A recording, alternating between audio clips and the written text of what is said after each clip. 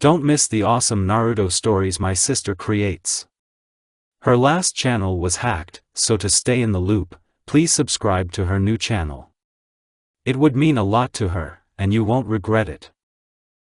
Hello to all lovers of lemon scenes. I invite you all to my boosty so you can watch your favorite Naruto What If stories in complete comfort. A subscription to Naruto Lemon, the first video with a full lemon, is already on my boosty channel. Dare!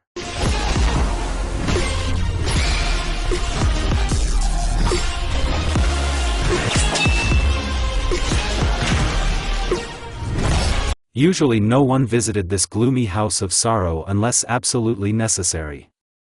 Only grief-stricken relatives of the deceased came here. But today the morgue in the small Texas town was obscenely crowded. People flocked to see the most desperate criminals of the last century. Somewhere in the depths of this building, after long tangles of corridors and refrigerators, people could look at the bodies of a young man and a girl. People entered under the arches of the morgue and slowly moved along a narrow corridor. Here is a wide-open iron door, behind it is a small hall. There are 2 coffins on wooden stands. And among them are those who challenged the all-powerful state machine. So young, so beautiful, look, decay did not dare touch their faces. They could not be the complete scoundrels that the police and politicians made them out to be. She's lovely, the women whispered. How talented she was. He drove the car like a god. The men were talking. And how he shot. This is love, both agreed on the main thing. Until the last hour together. No, whatever you say, this is love. And no one argued. Even Sasori, who came for the last time to look at the sworn enemies of Akasuna. He knew much more about the couple than everyone around him, but wisely remained silent. His opinion about them was formed a long time ago, when he ordered his gangsters to drive these criminals discrediting his name from his territory. Yes, Sasori did not want to recognize these killers, pathetic thieves who acted without a plan, simply, but especially cruelly. Now he was infuriated by the fact that they were elevated to the rank of national heroes. The faces of his enemies constantly flashed on the pages of newspapers. The poems of this stupid girls of fornication were published in such circulations as great novels. Just look, they'll make a movie about them. Stop looking at Carrion, Kisame. Let's get out of here. The assistant to the head of a criminal organization got goosebumps from the cold, emotionless voice of the chief. Sasori and his silent shadow, Kisame, slipped out of the building unnoticed in the crowd, got into the car and drove away.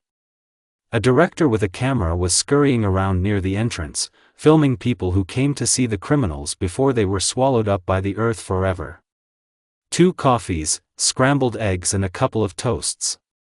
All? Yes. I will bring it now. Irika, scrambled eggs and 2 toasts. The girl leaned tiredly on the counter. How tired she is of this vile diner, the uncouth trucker clients, this outback in which she risks spending her whole life. The shabby walls of the cafeteria, the unpleasant smell of cigarettes that had ingrained itself into the walls for many years, and the very atmosphere of tension were actively putting pressure on the psyche. Ready. Thank you. Ino picked up a tray with fresh breakfast and, deftly maneuvering between the tables, carried it to the waiting customers. 2 unshaven, foul-smelling men looked lustfully at her naked legs, making Ino feel a little uncomfortable. A gorgeous blonde, with a wonderful figure and a short apron that left nothing to the imagination, apparently evoked in men the very first natural instinct, animal lust. Lord, what am I doing here? The girl whispered quietly, returning to the counter. Honestly? You're vegetating. The fat cook laughed in a friendly manner. Irika was the only one, besides her mother, whom Ino truly loved and respected here. It was easy to be with him, and he at least somehow brightened up the dull everyday life of the waitress. Where did Shika go? I haven't seen him for 2 days now. Who would have known? Yamanako winced. Shikamaru, her husband, not so long ago was a very capable young man, whose intelligence was envied even by older, wise people. Unfortunately, almost 2 months have already passed since everything in their once happy family changed. Shikamaru's mentor, Asuma, died, a man who was not just his teacher for many years, but also a good friend. With his death, something broke in Shikamaru, the core that kept the young man in check disappeared. He began to disappear for several days, and when he appeared, he and Ino sorted things out for a long time, after which Nara disappeared again. It was bitter and sad to see how the man, because of the wedding with whom all her friends turned away from her, was falling lower and lower. Envy, ordinary envy. She was lucky to charm the most handsome and intelligent young man in their provincial town. If only they knew. And now, Ino's husband had not been home for several days, and, to be honest, she didn't care. You need to leave here. There is no life here for a young girl with such. Hey, waitress. Ino clenched her teeth and went to the new client, who was already undressing her with his eyes. In appearance, the cook finished and returned to his work. Yamanako Ino was born in Roena, Texas. When the girl was 4 years old, her father, a mason by profession, died, and her mother and 3 children moved to the suburbs of Dallas. Despite the fact that her family lived in poverty, Ino excelled in her studies and was an excellent student with a rich imagination and a penchant for acting and improvisation. She loved to dress fashionably. At the age of 15, she dropped out of school to marry Shika. 6 months later I came to work in this cafe and, that's all. There is nothing further to say. She worked every day, 7 days a week, to somehow feed her mother and little sister. The only thing the girl dreamed about now was moving. She wanted a bright, beautiful life, a job as an actress, the love of handsome, wealthy and decent men, and not these louts with waists a meter in diameter. Tick-tock, tick-tock. Why is it so slow? The clock hands lazily crawled from minute to minute, slowly counting down the time remaining from her shift. Then she can go home, play with her sister and fall into a restless sleep. The door slammed. Ino looked around and saw Yamato, the owner of their cafe. She was surprised by the nervous expression on her usually calm and indifferent face.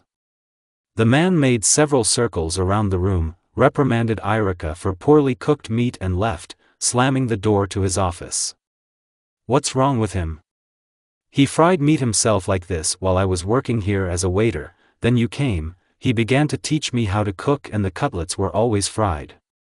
Irika turned away, muttering something under his breath about raw meat. I don't think it's a matter of chops. Yamanako was not as stupid as the visitors to their cafe often thought of her. Not long ago, when she and her mother went to a neighboring town, they visited a very good grocery store. A week later, having wanted to visit it again, the ladies simply could not find it. There was a sign on the window about the sale/rent of the premises. It was rumored that the owner went bankrupt and was forced to close the shop. There were rumors of some kind of economic crisis, but that was a long time ago and no one thought it would affect the outskirts of Texas. And now, seeing the boss's concern, Ino began to seriously think about the prospect of working in this place. If Yamato wants to fire someone, I will be the first. On the other hand, they don't pay me very much anyway, so my leaving won't do anything. He won't fire Irika, he's been working for him as a cook for a long time. So, there is only one thing left, to close the cafe. In this case, there will be no places left in our city where I can go to work. Why did I leave school for Shikamaru? Now I would be studying at Loyola University of Louisiana, studying art. Irika is right, we need to leave here. Ino, another 10 minutes and we'll close. The girl heard it out of the corner of her ear, took note, but didn't pay much attention. Now her thoughts were busy with a possible move, finding a new job, as well as the fate of her mother and teenage sister, who needed to be taken care of. For some reason, Ino felt like she could only leave here if something out of the ordinary happened. Not even just leave, but run away. Exactly, run away. Otherwise, no one will let you go. There was a nasty jingle of a bell, signaling the arrival of a new client. The waitress, preparing for a new batch of vulgar jokes, turned around, and Ino's heart skipped one beat. A charming handsome man stood on the threshold in a simple brown suit and a white hat with a black ribbon. Wide-open blue eyes looked openly, but warily, as if the man was always waiting for an ambush. Unruly blonde hair stuck out from under his hat. The young man's posture was relaxed, but under the suit one could discern a good physique and tense muscles. Yamato looked out of his office. Ino, a menacing call, serve the new client, and close. Yes, Mr. Yamato. Ino was embarrassed about her poor dress, about the way her boss treated her dismissively, about the fact that she even worked here. But there is nothing to do, you have to do your work. If I always came across such cute girls in cafes, would always dine only at eateries like these. I'd like a coffee and a hamburger, please. Yamanako was pleasantly surprised. The young man was distinguished by politeness, a certain charm. We got an atypical client. For some reason, the beauty from the cafe had the feeling that from that moment her life would change. Prisoner number 990830 Uzumaki Naruto has been released early for good behavior and is exempt from prosecution in the state of Texas. The guy crumpled in his hand a piece of paper from the correctional institution where he had spent the last 2 years. He could not go to his brother, he had a young wife and a honeymoon, and did not have enough money to live on. And what Naruto definitely didn't want was to lead a good life, work honestly and earn money. It's a nice restaurant, let's go and sniff out the situation in the city or something, the young man thought. He checked how easily his trouble-free, stolen, revolver came out of its holster and headed towards the sparsely but beautifully decorated entrance to an inexpensive drinking establishment. 5 minutes later, the guy flew out like an arrow with several dollar bills in his hand, jumped on the running board of the departing bus and was gone. Following him came curses from the restaurant owners. The bus that Naruto decided to ride on was an intercity bus and was now taking the guy through the countryside. The proceeds will be enough for breakfast and a motel room for the night, and then I'll think of something, the blonde decided to himself. Flashback. Naruto Uzumaki was born into a large dysfunctional family. The only person for whom little Naru had any respect was his older brother Deidara. He traded in robbery, he preferred to solve all issues with the help of heavy fists. When his brother grew up, the guy taught him his first lessons in theft, and Naruto turned out to be a capable student. He stole little things, got away with everything, and every petty crime went unpunished. For the time being. This impunity relaxed Uzumaki too much, and he was caught shoplifting at a gas station, after which the boy was sent to a juvenile correctional facility. The diligence of the teachers did not change anything in Naruto's character, and after graduating from the last year of school, he was released with an even more firmly established decision to become a professional robber. A week after graduating from school, Naruto decided to get some cash and raided a provincial bank. He was an excellent driver, but working alone was always difficult. And the stolen Cadillac turned out to have broken doors, and while Uzumaki was trying to get into his car, he was hit on the head with a baton and dragged to the police. The young robber ended up with a very harsh sheriff, who decided that the school would no longer help the hardened thief. Uzumaki Naruto spent the next 2 years in a maximum security prison, falling asleep and waking up with curses on his lips addressed to only one person. He swore to kill the sheriff, humiliate him, trample him, destroy his life, just as the sheriff destroyed him. And the boy had very good reasons for this. End flashback. Naruto jumped off the steps of the bus before entering the city and walked, thinking continuously. I haven't forgotten your name, scavenger. Be careful, Hatake Kakashi, one day we will meet, and you will not survive this meeting. Naruto remembered with hatred the name of the sheriff who put him behind bars. Like all small towns in Texas, this one consisted of several streets. All life was centered around the main one, which also contained cafes, drinking establishments and a motel. All the pubs seemed too petty and dirty to Naru, so he had to head to the most decent-looking cafeteria. The bell above the door rang in greeting. The guy entered and looked around. Suddenly his gaze caught on a cute little blonde at the counter with attractive legs. Uzumaki loved contemplating female beauty and was about to come over to get acquainted, when a rude call came from somewhere. "Ino, serve the new client," and close up. The girl looked up at the young man frozen on the threshold, blushed and quietly answered. "Yes, Mr. Yamato." The waitress, whom the guy realized was called Ino, slowly walked up to him and stood next to him, waiting. The hungry guy, without thinking, gave out the order and stared at the seductive ass covered in a simple dress. Provincial girls are simple, just give them a couple of compliments, and they are ready to happily fall into your arms, but this one turned out to be more interesting. Yes, I was embarrassed, but I tried to show it as little as possible. It was as if she was uncomfortable with herself and her place of work. "Baby, turn around and I will dress you in the finest silks this land can find." A thought flashed through Uzumaki's head. Ino, having handed the order to the pot-bellied cook, froze at the counter, and then cast a quick, searching glance at the visitor. "I have to find out who she is and where she lives," Naruto firmly decided. Ino was very bored. "There's still about an hour before work." Mom and sister went to the park before she woke up. The girl couldn't stop thinking about yesterday's visitor. Handsome, gallant, he could not possibly be a resident of the town. Few people came to the outskirts of Texas for permanent residence. Only very small businesses. Ino did not doubt for a second that the guy was a businessman and earned a lot. Too polite, too sexy, and simply too. Somewhere in the depths of her soul, Ino vaguely suspected that she would never see the stranger again.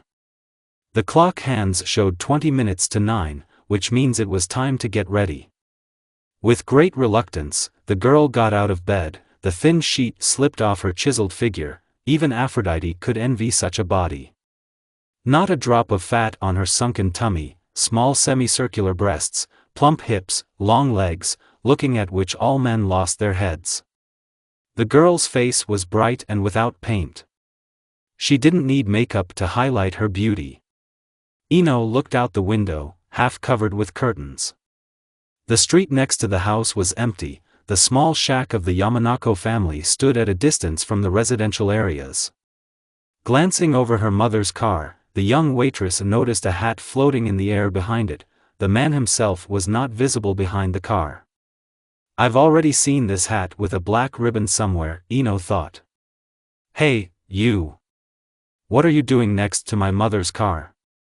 A blonde head with piercing blue eyes peeked out from behind the car. "Lord," the girl whispered. "Stay there." She grabbed a thin dress and shoes and ran down the stairs, getting dressed along the way. Flying out of the house, she came face to face with her acquaintance from yesterday. How handsome he is, the only thought flashed through Ino's head. The young man's eyes groped the girl's thin figure, studied her, looked into her blue, wide-open eyes. It seemed that he was looking for flaws in her appearance and did not find them. "So what did you want to do? Steal this wreck? Do not understand what you're talking about. I just wanted to buy it." Naruto smiled sweetly, portraying innocence with his whole appearance. "Do you have enough money for such an expensive purchase?" The guy grinned, watched the passing police car and turned his attention back to the girl. "Well, I know one thing, I have enough money for a couple of cans of cola, and since you're not going to invite me into the house." "Of course. You're bound to steal something. Dash, then why don't you and I take a walk around the city?" Ino thought about it. On the one hand, the need to go to work, to support her already poor family, and on the other, the attractive man of her dreams, who was currently standing and smiling radiantly at her. What the hell? Should a girl at least sometimes live for herself? Well, let's go, ladies' man. Yamanako laughed loudly and loudly when she saw how the man's face stretched out. They slowly moved away from the girl's house. The morning was sunny and bright, summer was pleasing with its good weather. However, the whole impression was spoiled by the dust that swirled through the streets, making it impossible to breathe. And now, the dusty wind blew in my face, making it difficult to see clearly. Ino rubbed her eyes to at least see something, and because of this she looked like an embarrassed schoolgirl. And what are you doing?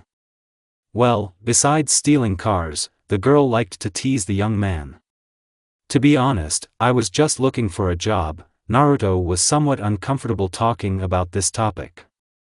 The image of a rich macho in her eyes quickly melted. Well, what about before that? However, nothing surprising, the presence of good external data, charm and manners did not mean that the guy was rich, but there was nothing wrong with that. I was sitting, Uzumaki answered simply. I was in state prison. In prison? Ino was amazed. Such a simple confession shocked her a little and knocked down her arrogance, but she quickly pulled herself together. What, did you run into a malicious old lady? Naruto looked into the laughing, sly eyes of his companion. He wasn't wrong about it for a second. Sassy, smart, sexy, just what he needs. He was imprisoned for armed robbery. Truly, it was a day of surprises. And it looked so decent, white, fluffy, and innocent. This time the girl did not have an answer and simply moved on. The guy turned out to be not as simple as she expected. I wonder why he came to such a remote place. He could rob several large banks, live luxuriously in a large city. And then Ino had a hunch, he's a loner. He didn't seem to have many friends. This slowly resulted in the absence of accomplices and, as a consequence, the inability to carry out major cases. Meanwhile, they reached the main street. Naruto enthusiastically looked at the store signs. On top of many there was a white inscription, closed. And how do you have fun here? Are you listening to the trees singing? It looks like someone had a lot more fun in prison. The guy winced in annoyance. Indeed, more interesting. She can't even imagine how much. Why are you limping? The blonde nodded at her companion's right leg. A bandit bullet? Oh, that's a different story. In prisons there is a requirement to work for the good of society. Pompous government bigwigs believe that this way they can turn criminals into decent people. Work ennobles, and all that. Well? I chopped off 2 of my fingers with an axe to get me out of community service. Do you want me to show you? No. No, don't. Ino was scared. The injuries caused an incomprehensible feeling of fear in the girl. The young criminal laughed. And then, I'm not going to stand and look at your dirty feet in the middle of the street. 1-1. I think this is what you call a grocery store. Be right back. Uzumaki entered the store, leaving the girl alone. There was something about this guy that really interested her. He knows what it's like to rob, to take away property. It was this feeling that excited the waitress, forbiddenness. Ino wanted to do something that society would condemn, that would go beyond the proverbial boundaries of decency and manners. She literally wanted to spit in these pompous faces that their town was full of.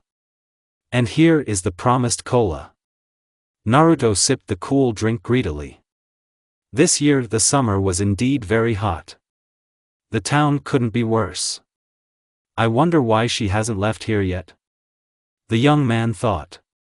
The guy looked carefully at his companion.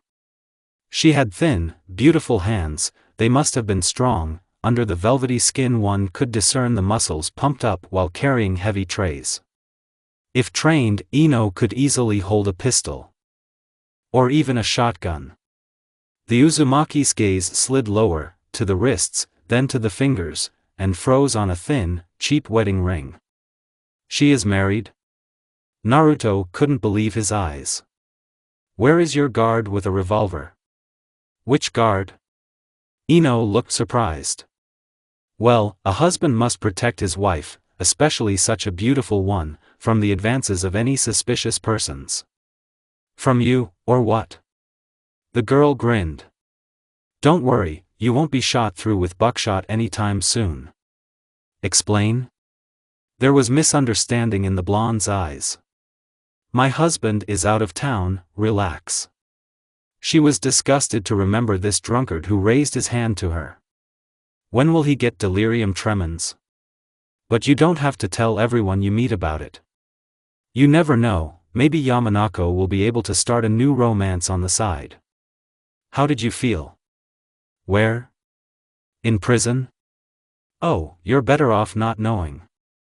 No, during the robbery? I wonder what this famous criminal, as he portrays himself, can tell her. Well, Naruto thought about it. It's not like anything. He searched for words for too long, and this caused a predictable reaction. I knew that you didn't rob anyone. The young lady, of course, was disappointed. Now she saw just a cute boy instead of a brave robber. This was extremely offensive for Naruto. The guy spat on the ground and looked around. Then he took a revolver out of his holster and, playing with it, showed it to Ino. It was funny to watch how the blue eyes opened wide and the fingers tentatively reached for the toy. The touch of the cold metal sobered up a little, and when the young cafe worker again raised her eyes to her companion, they still contained the same mockery. Who gave the baby such a dangerous thing? Be careful, don't shoot yourself in the middle. She was deliberately forcing him to do something like that, to prove to herself that she wasn't mistaken about him. What are you up to? Naruto had already noticed the change in Yamanako's behavior, and he really didn't want her to say. You don't have the courage to use it. Yes, it is. Thus, he had to either admit that he did not want to attract attention to himself and lose a possible accomplice, or take a rash step. After the time spent in prison, Uzumaki did not want to get caught in some small thing and take unnecessary risks. No, the former prisoner was always not averse to meeting the sheriff and giving him a good beating, but Hataki had the law on his side, and 10 to 15 more cabinets, brave police officers of large dimensions, who would have nothing to do with twisting the young man. The guy hesitated, thinking, for another minute, then looked at the sly expression on the face of the girl standing next to him, and made up his mind. Stay here, look around, and don't go anywhere. He headed to the other side of the street, pretending not to notice how Ino rushed after him, her mouth slightly open for excuses. A grocery store where a young man had recently shopped could be a not too large catch, but still suitable for demonstration. Taking a deep breath, Naruto disappeared into the shop. Yamanako froze in the middle of the street, wondering what would happen next. To be honest, she did not expect such decisive actions from someone whom she had recently wanted to begin to despise. Waving a pistol, a young gentleman in a white hat rushed out of the store, showed a wad of money clutched in his fist and rushed to the nearest car. And she didn't need another invitation. Having already decided everything for herself, she ran, quietly chuckling, after the rich criminal. Perhaps the only thing good about this whole was the unconditional, even strange trust of people in each other.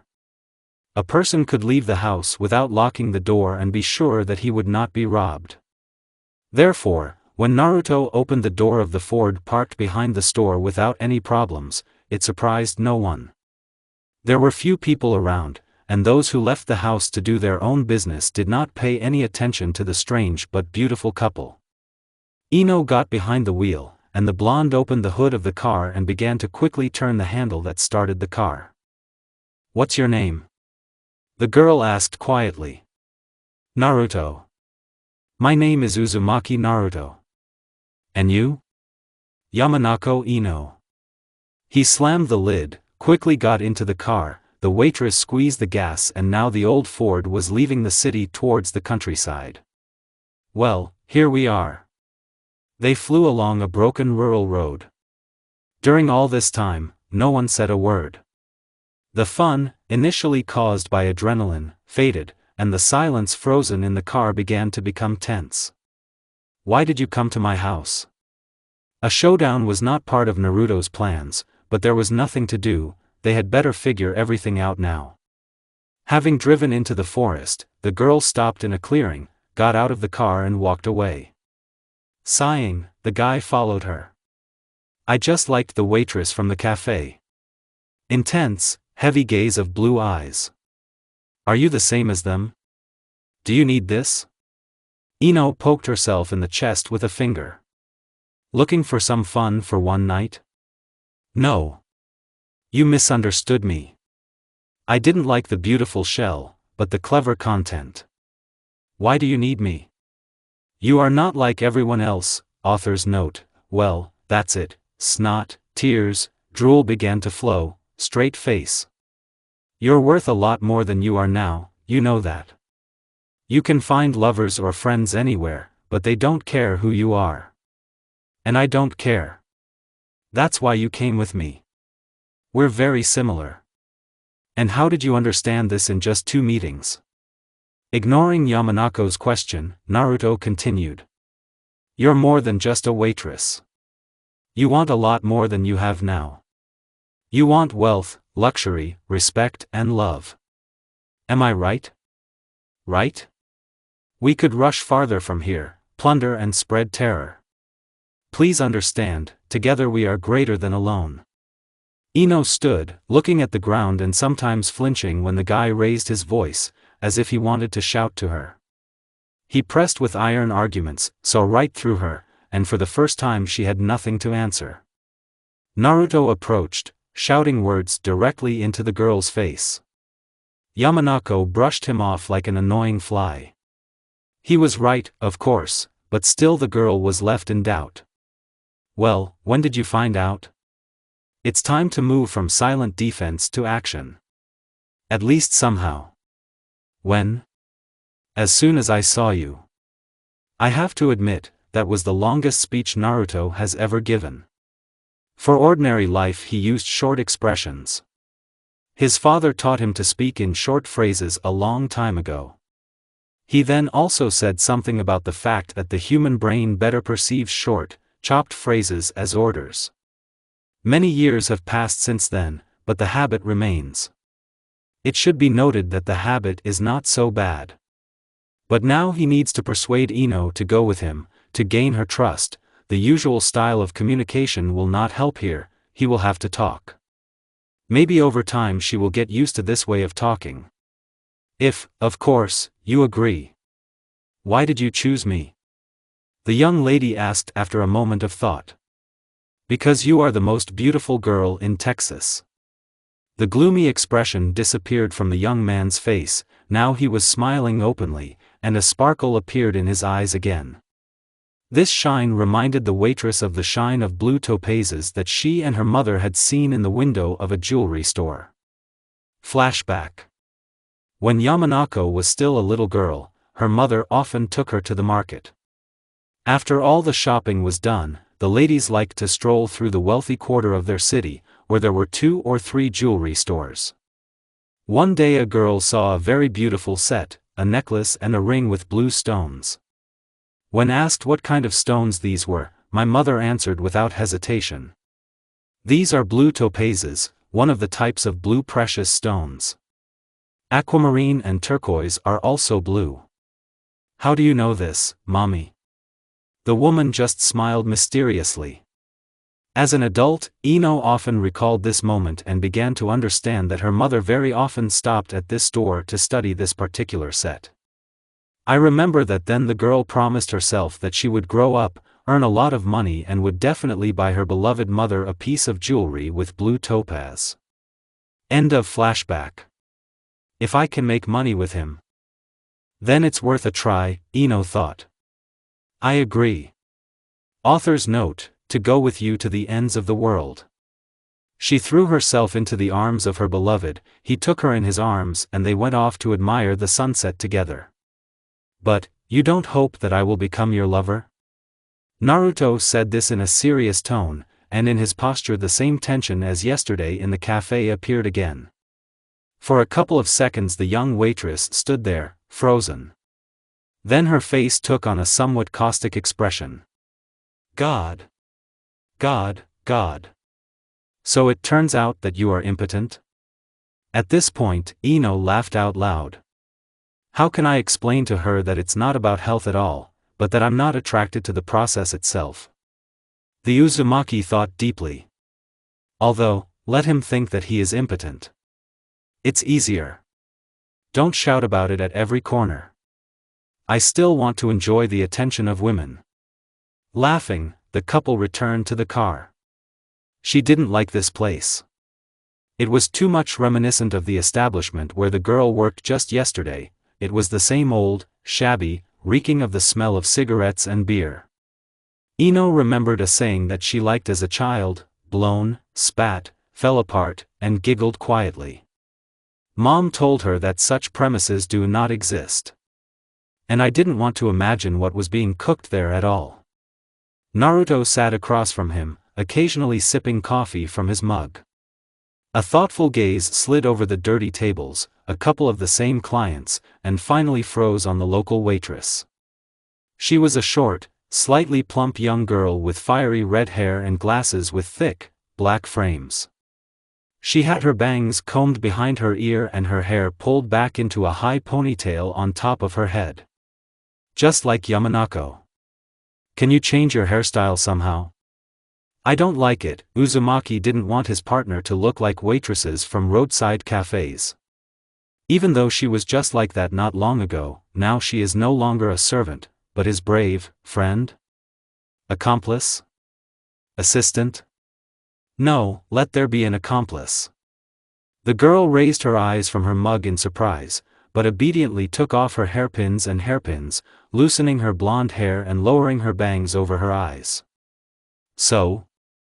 Gorgeous. Now all you have to do is change this simple dress, and everything will be fine. Ino blushed and lowered her eyes again, glancing briefly at her watch. Half an hour has already passed since they placed the order, and the dishes still have not arrived. Well, where is our food? Take it? Throwing lightning at the clumsy waitress with her eyes, the young lady stood up and walked up to the counter. How long do we have to wait? Karen. Came from somewhere in the back room. I warned you that if there is another complaint against you, I will fire you. It's not my fault. It was Zayugo who again stole half the food from the refrigerator, and I had to place an order for urgent delivery. The car has just arrived. So make sure our cook doesn't steal anything. Why me? The newly made thief did not listen to the end of the squabble. She simply walked back to their table, quietly muttered, "This will take a long time," and plopped down on a chair. So, you were born somewhere in South Texas? Well, yes. You have a big family, right? Yes. You, of course, went to school, but you were bored and uninterested there, because you were smarter than everyone else. That's why you left her at 16, no, at 15. For a minute it seemed to her that the guy had a whole dossier, on the cover of which it was written in large letters, Yamanako Ino. Mistakes of youth. He retold the girl the story of her life too easily and correctly. And then you met a guy who was distinguished by a lot of. Naruto looked at the former waitress sitting opposite him, waiting for her to continue the phrase. With my mind. No, how can he know all this? Yes, mentally. You liked him, he liked you, and you ended up marrying him. And then I got a job in a cafe. And every morning you wake up and hate yourself and your life. You come to work, put on a white apron. Pink, she tried with all her might to maintain a proud and independent appearance and not burst into tears on the shoulder of an unfamiliar guy from the realization of her worthlessness. And truckers come and joke with you, and you joke with them. They're stupid and disgusting, they eat greasy hamburgers all the time, and of course you don't like it. You are often invited on dates, sometimes you go, but more often you refuse.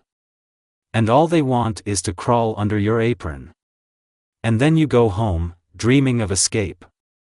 Get away from it all. The man carefully studied the change in his companion's posture. The girl cowered, as if expecting a blow, her lower lip trembled treacherously. She looked downtrodden and unhappy. She was really sorry. And now this day has come. Ino raised her head in surprise and looked at her neighbor. He smiled broadly and, apparently, had no intention of informing her of her unsuitability and leaving her here alone. Karen approached their table, placed plates of something that vaguely resembled cream soup in front of the couple, took the cups of coffee and left. The rest of lunch passed in silence. There were 3 cars parked in front of the cafeteria. Their shabby Fordic and its 2 newer and more beautiful compatriots.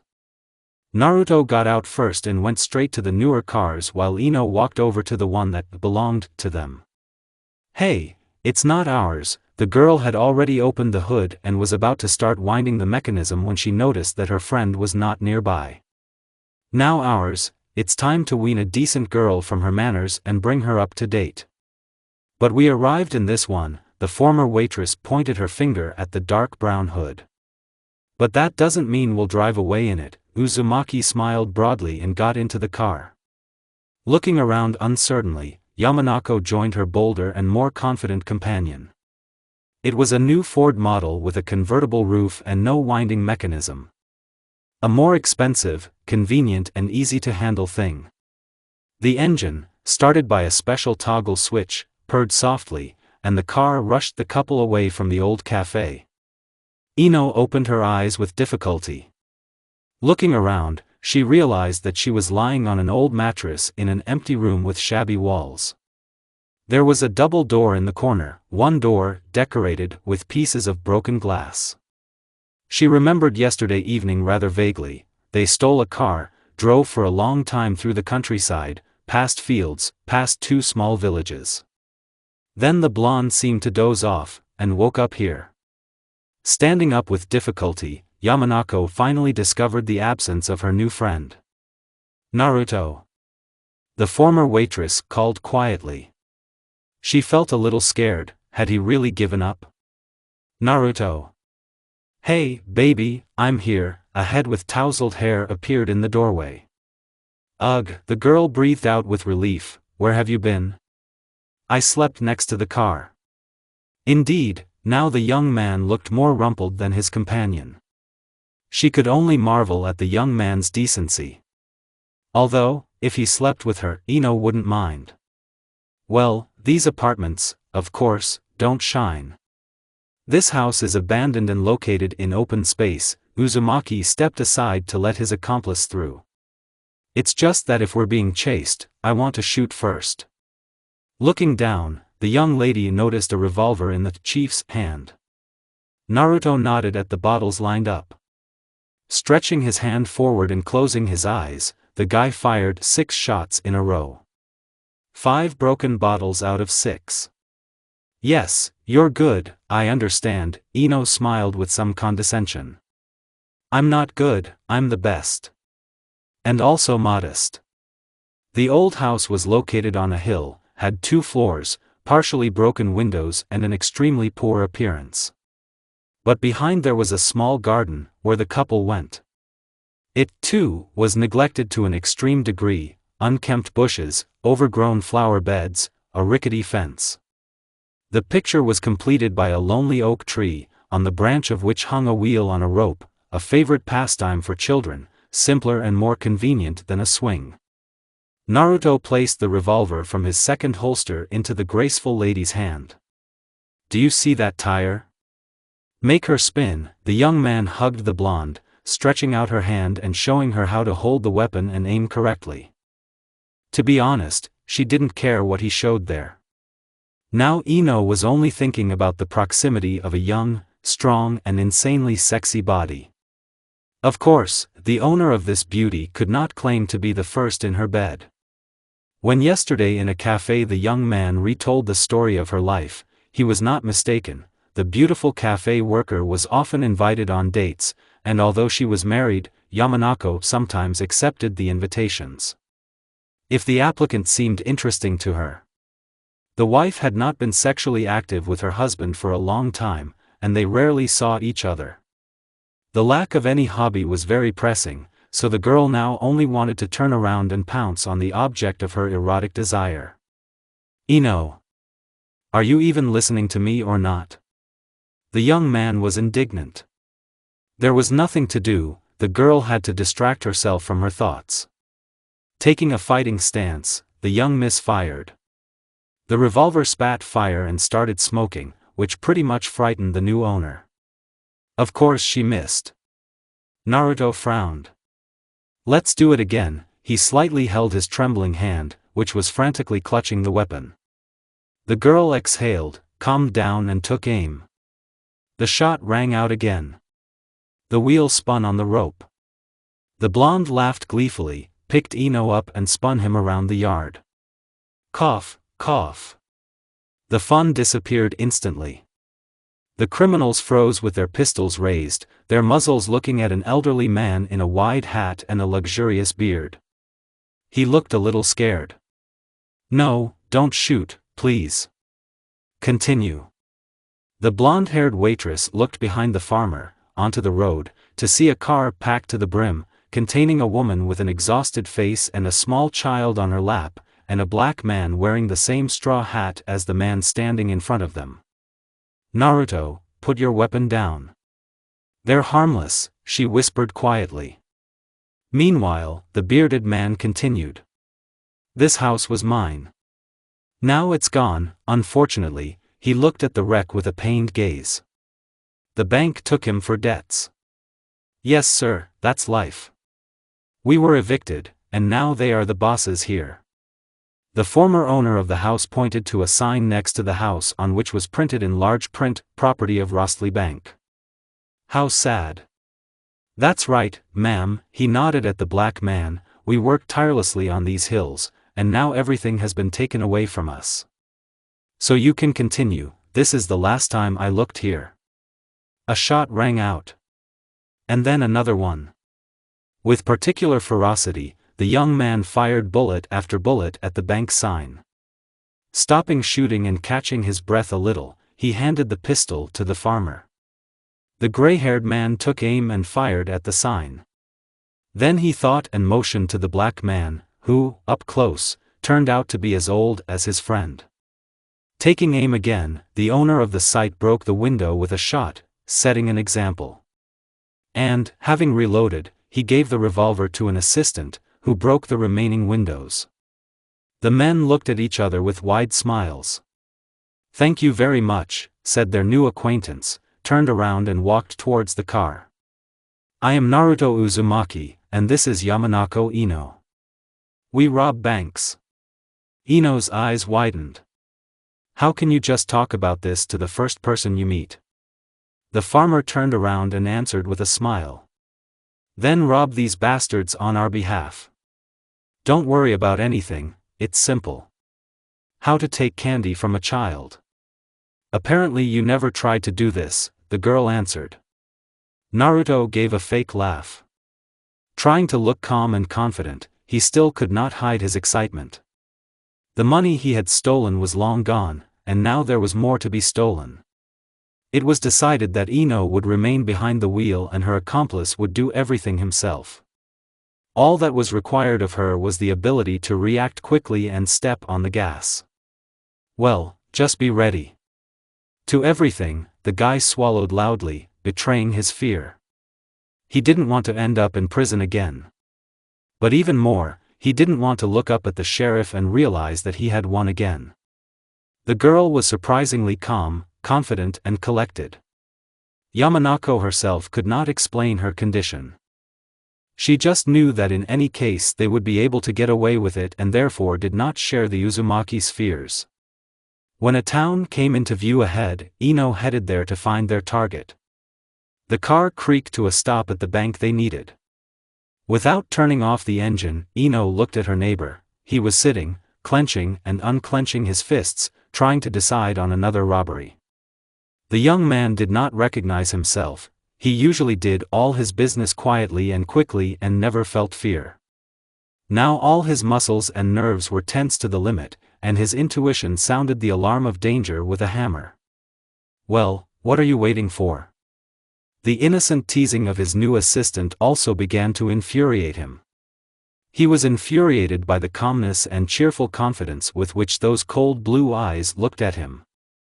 Naruto silently got out of the car, walked to the door, looked back, and burst into the room with a revolver at the ready. "Nobody move. This is a robbery." Freezing, it slowly began to dawn on him that something was wrong. Something is wrong. Maybe it was the complete lack of people in the bank? Having flown up to the counter, the thief saw a mustachioed cashier there, who was reading a newspaper with a bored look and did not even seem to notice the muzzle pointed at him. "Give me money. Give it everything you have." His hand trembled, and the guy began to break out in cold sweat. "What money, mister?" "There's no money here," the cashier answered, still melancholy. "I do not understand. This is a bank, right?" It was a bank. "We went broke not too long ago." Now Uzumaki realized what he didn't like here, the abandonment of the premises. There were boxes with remains of documentation at the bottom in the corners, the counter was dusty, there was a mess everywhere. "Okay, it's not that bad. This means I won't be thrown behind bars today. But what to do now? Ino is waiting, and if I come out empty-handed, she will laugh at me." I didn't want to lose the respect of my companion, so the young man ordered in an authoritative tone. "Get out of there. Well, hurry up." Naruto squeezed the handle of the pistol and pointed the muzzle threateningly at the old man's forehead. The clerk hastily stood up and walked out from behind the counter. Naruto immediately grabbed him by the collar and pulled him out into the street. "Go to my girlfriend and tell her what you just told me." The man approached the car and spoke, sometimes hesitantly. It seemed to Ino that she was being mocked. How did it go bankrupt? How is it that there is no money? Yamanako burst out laughing, occasionally wiping away tears of laughter. She went with serious intentions to commit a crime, which ultimately turned out to be, what? Yes, some kind of circus. The young man got into the car, pushing the laughing girl out of the driver's seat, started the engine and thought for a second. Having come to some conclusions, he shot through the bank sign with his name. "This is so that honest robbers don't leave here with nothing." And he rushed to the exit from the city, leaving the trembling clerk on the side of the road. The waitress didn't let up. Her stomach was already hurting from laughter, and she kept laughing at her seriousness and at the pained face with which Naruto entered the bank, who now, by the way, was looking at her without a hint of a smile. "We have no money at all, and you laugh." He tried to look menacing, but when he saw how pitifully the blonde was trying to put on a serious face, he himself laughed. Many more cities awaited them ahead, with numerous banking establishments that were just begging to be robbed. Ino sat in the car again and nervously bit her nails. Well, where is he messing around for so long? They stopped at a grocery store, deciding to get some food. A bottle of milk, a couple of canned goods and a few pies. The blonde finished dictating the order, watching the seller with one eye and the bag of provisions with the other. The man, who was packing food of considerable value, looked with hatred at the pistol in the hand of the young man, who was seriously playing with it. Naruto didn't know what made him take a step to the side and a butcher's axe whizzed past his ear and slammed into the counter. It turns out that there was a cook lurking in the back rooms, who now wanted to get even for his home establishment. With an angry roar, the man attacked the offender, threw him onto the shelves with provisions and began to beat him heartily. Naruto dodged the blows and tried to move towards the door. The same fat man prevented him from making the final dash to the car. He grabbed the thief's legs tightly and dropped him to the ground. Uzumaki really wanted to leave here. With or without food, so he hit the cook in the temple with the butt of the pistol. A trickle of blood flowed from the broken forehead, which splashed into the face and onto the blonde hair. Having climbed out from under the carcass that crushed him, the guy ran to the car, flew into it and shouted. Well, why are you standing there? Let's go, let's go. Frightened, Ino pressed the gas all the way, taking the two thieves away from the ill-fated shop. Naruto wiped the cook's blood from his face and was surprised at the hatred with which he attacked him. Why did he attack me? I didn't want to harm him or the shop owner. A man wanted to buy meat, but he was almost cut into chops. The young man's indignation knew no bounds. Having looked at the malice with which the driver was looking at him, the young man was absolutely sincerely surprised. Or am I wrong? Yamanako didn't answer, she just increased her speed as she pulled out onto a rural road. They had been driving for quite some time. There are forests, fields, meadows around, and not a single city. The liquid in the gas tank was slowly but surely coming to an end, and soon the guys were faced with the acute problem of a lack of gas stations. Where do you think we are? Naruto asked thoughtfully, looking at the road with one eye and his friend with the other. Look, maybe there's a map lying around somewhere. Ino carefully examined the back seats, the pockets on the seats, and found what she was looking for. What city were we last in? I don't remember, I didn't look at the name when entering. Yamanako frowned. In this situation, the state map is useless. The first failures slightly extinguished the girl's joy from her escape from home. There was a family there, none at all, but a job with a stable, albeit small, income and, albeit a poor, but cozy house with a shower and a soft bed. Rosy dreams of wealth melted away, replaced by harsh reality. Naru, isn't there a gas station by any chance? Ino pointed her finger somewhere towards the horizon. The guy squinted myopically. What sharp eyesight she has. Just like her tongue. Honestly? I do not see. Has the old captain become blind? A wide snow-white smile.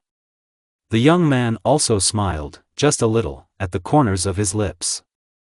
He liked this kind of communication between them, cheerful banter with each other, which did not develop into a long romantic relationship, which he always avoided. For some reason I remembered Uzumaki's first love. The first, and the last. A beautiful girl with an unusual hair color, kind green eyes and an open soul. Open to everyone. To everyone you meet, as it turned out. And his brother too. It was unexpected and painful to find them together in their brother's bed. But he was only gone for an hour.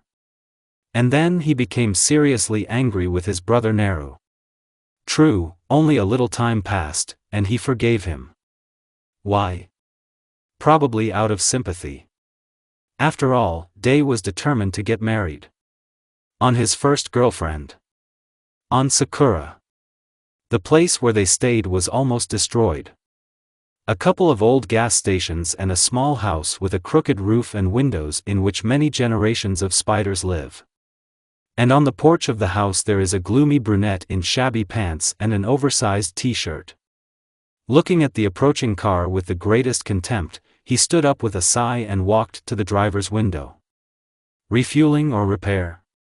Voice without emotions, eyes cold, black. Both. And preferably quickly, the blonde said abruptly before getting out of the car.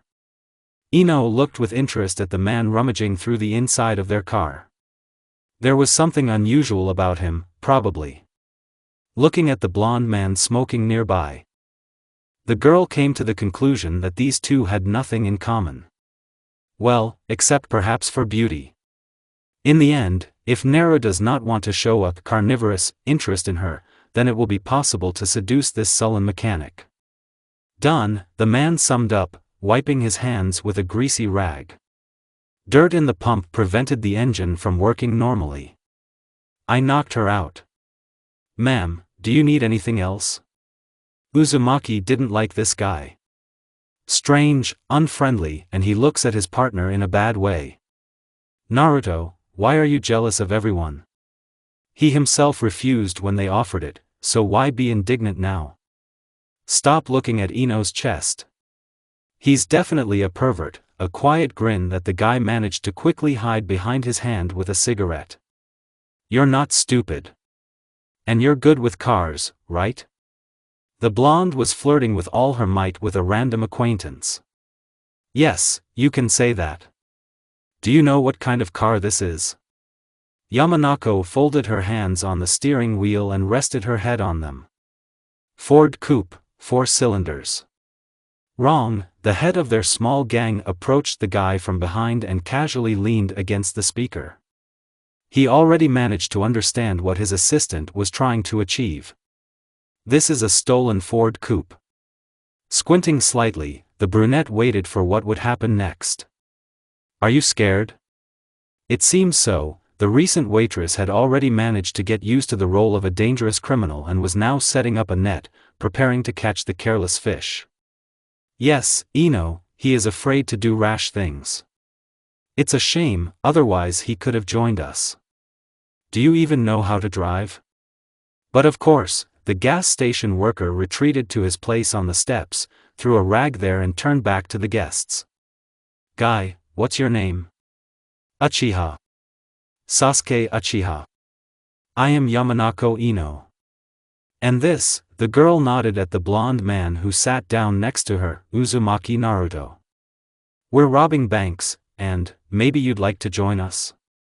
"No, he is incapable of this. I think it's better for him to stay here." "Don't you dare decide for me." Sasuke's eyes flashed lightning. He was extremely tired of this man. "Okay, Naru, let's go." The young lady looked bored. "Wait, it seems he's almost made up his mind." The Uchiha realized long ago that he was being bullied. Now he was tormenting himself with a choice: to stay in this wilderness, at a little visited gas station in splendid isolation, or to drop everything and rush off with them in search of adventure, for which he would certainly receive from his older brother, who, in fact, assigned him here. "I'm not afraid to rob a bank." The young man quickly went into the house, opened the cash register, took out everything he had earned here and returned to the car. "Here. And I want to go with you." "You need a mechanic, I see." "Well, I don't know." Uzumaki paused. "Oh, okay, get in." Sasuke jumped into the car, which immediately drove off towards the highway. Meanwhile, the cook, wounded in the head, was interrogated by a sheriff with a strange hair color. "This?" In the outstretched hand there is a prison photograph. "No, it doesn't look like it." "Then maybe this one?" "Another one." "No, not him." The man wearily handed the fat man another piece of paper. He had long since lost count. They looked through almost the entire card index, but could not find the criminal. "No, it doesn't look like it. He was blonde with disheveled hair." The head of the police department showed a completely new photograph of a disheveled young man with wide-open eyes and the number on his shirt 990830. "Here he is." Hatake Kakashi smiled triumphantly. Now he will be able to imprison the Uzumaki for many, many years. Ino woke up early in the morning. Nothing woke her up. Some mechanism just worked and she opened her eyes. A fleeting glance at the clock told me that there was an hour left before work. Before her previous work. Now they could work freely, rob at any time of the day, without asking anyone for permission. The roadside motel room where their new team had stayed yesterday didn't look much like a nice place to live. Sasuke gave them relatively a lot of money. But still another raid on the bank was scheduled for today. Naruto snored cutely nearby. No, there was nothing between them. There was just one bed and a couch in the room, which Sasuke immediately occupied. So he and the blonde had to while away the night on the same bed. The carefree, sweet expression on the face of the handsome leader of their team made the girl smile, melting with tenderness for this creature. During the 2 or 3 days that they spent together, Ino managed to become attached to the young man. The idyll of the morning was shattered by Sasuke's booming snores. "Uchiha, this is such an infection, let me sleep," Uzumaki groaned. "Ino, throw a pillow over his face, maybe it won't be so audible." "No, baby, it's time to get up, Yamanako patted the sleepy creature. If he can address her with his favorite babies, crumbs, and other familiar expressions, why can't she? HRRRR came from the couch. Another small but crowded town. With a bank that has not yet failed. Naruto checked this fact separately. In today's case, the balance of power was as follows: the blonde and his protege will burst into the bank, do the whole job, Sasuke is required to quickly get them out of there and deliver them to a safe place. Seeing a crowd of people in the room, the young robber was a little confused. He had never had to work in front of so many witnesses, but he didn't smile at falling face down in front of his pretty assistant either. This is a robbery. Naruto said quietly and immediately winced. He sounded childish. Hands up everyone, this is a robbery. That's better, a confident order. Horror began to appear in people's eyes when looking at the dangerous toy in the hands of a skilled shooter. And the owner of the revolver began to regain a sense of control over the situation. So, quickly grab all the money from the cash register.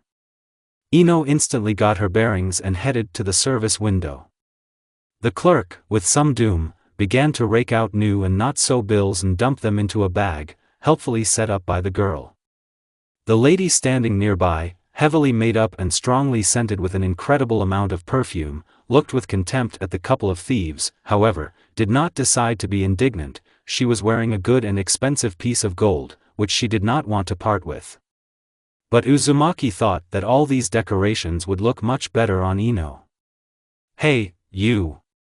He pointed the barrel at the rich woman. Take off your trinkets and put them in that bag over there. Very grateful. The elderly beauty covered her priceless necklaces and bracelets with her hands and babbled something about the only memory left from her husband. The gun that pressed against the woman's temple quickly changed her mind. With hatred in her eyes, she began to remove the rings and chains, throwing them into the bag. Faster, lady. I do not like to wait. Meanwhile, outside, Sasuke was languishing in the heat and boredom. Drivers passing by used unliterary expressions at the young man who was blocking the passage with his car. Noticing the vacant space, the Uchiha drove into the alley next to the bank, parked and again plunged into anticipation. So at least they won't piss him off. Come on, lay it all out. Uzumaki looked around at the visitors, trying not to miss anything. Beside him, Ino was collecting the bills the clerk was placing on the counter. When the cash flow dried up, Yamanako closed the bag and, pulling her accomplice by the sleeve, began to back away towards the exit. Having once again examined the room, the guy bowed to those present and ran out into the street, where he froze in bewilderment. There was no car. Sasuke almost dozed off, lulled by the purr of the engine and the chatter of people passing by. Only some annoying noise really disturbed him. Opening his eyes and listening, the driver realized that Ino was screaming. Naru, where is the car? Where is this Ova car? A siren began to play shrilly in the bank, and panic began to slowly seize the novice robbers.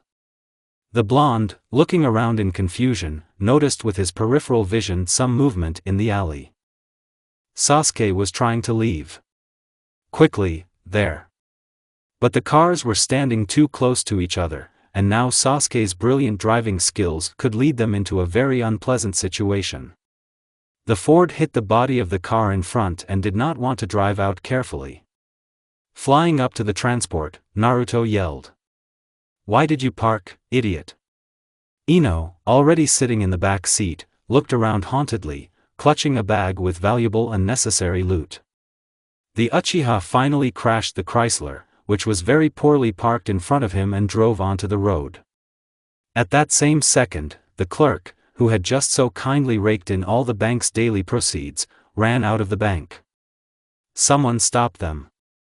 Turn left, Uzumaki directed, not noticing that a policeman had jumped onto the running board of their car and was now trying to open the door. His attempts were interrupted by a shot from the blonde's revolver. This shot hit the policeman square in the forehead, and the heavy body slid to the ground. Their car drove out of the city, leaving behind the approaching police carriages and the sheriff, who fired after them. The room was dark, the only lighting was a large screen with a black and white movie broadcast on it. Cheerful music played, beautiful dancers performed, and only 2 visitors to this small cinema did not share the general fun. Naruto squeezed into a chair in the last row and every now and then hissed angrily into the ear of Sasuke sitting in front. "Do you even have a brain?" It was noticeable that the guy was very worried, his face was wet, his hands were fiddling with his hat. "Because of you, I killed a man today." It seemed that the Uchiha didn't even hear him. He sat, lost in his thoughts. Today's murder could greatly complicate their lives, and the brunette realized that most of the blame lay with him. Maybe he made a mistake leaving the gas station. "Now we're in trouble, and you included." The robber continued his sermon. "Brainless idiot. Do this again and I will kill you." The leader of their small gang took Sasuke by the scruff of the neck and shook him hard. Ino, sitting 1 row down, hissed. "Can you guys be a little quieter? People are watching movies here." The girl was carefree and quite happy. "They have money, they are not in prison, what could be better? And the policeman, well, it's his own fault." The Uzumaki hit the driver on the back of the head with his hat and fell silent. My soul was restless. Ino twirled in front of the mirror, trying on the jewelry that Naruto had so kindly given her. Gold chains, pendants and pearl necklaces set off the beauty of her eyes and sparkled temptingly in the sun, as if rejoicing at the change of owner. And the girl herself seemed to have blossomed and become even more prettier. Now she could afford several beautiful and expensive, but most importantly new, suits and dresses. The decision to run away from home, becoming a criminal, finally stopped seeming stupid and childishly naive. They robbed a couple of banks, gained some fame, and had a good supply of cash. In general, life seemed wonderful and rosy to Yamanako. However, Naruto did not share her joy and now sat in the corner of the room with a gloomy expression on his face, reloading his revolver over and over again. He was worried about the murder that had happened the day before. Now they are completely hunted, there is a reward for their heads, and if, God forbid, they are caught. I didn't even want to imagine what would happen to them then. In an amicable way, they would have to hide, lie low and wait for the fuss around the criminal couple and the policeman they killed to die down. Or, ideally, go on vacation to some resort. There's just one small catch: they'll be stopped right away at the station, just like at small private airfields, and you can't get far in their car. And the most important thing that Naru couldn't let go of was thoughts about Ino. He himself dragged her into all this, and managed to not only fall in love with her, but simply become friends with her. If they are caught together, she gets the same sentence as him, even though she didn't do anything. Maybe it's worth protecting the girl from such a sad future. "Ino, dear, come here." The blonde fluttered out of the bathroom, in a new blouse, with bare shoulders, childishly beautiful and innocent, but at the same time sexy in an adult way.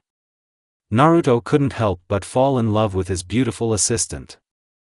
"Baby, sit down," Uzumaki pointed to the bed. "Need to talk."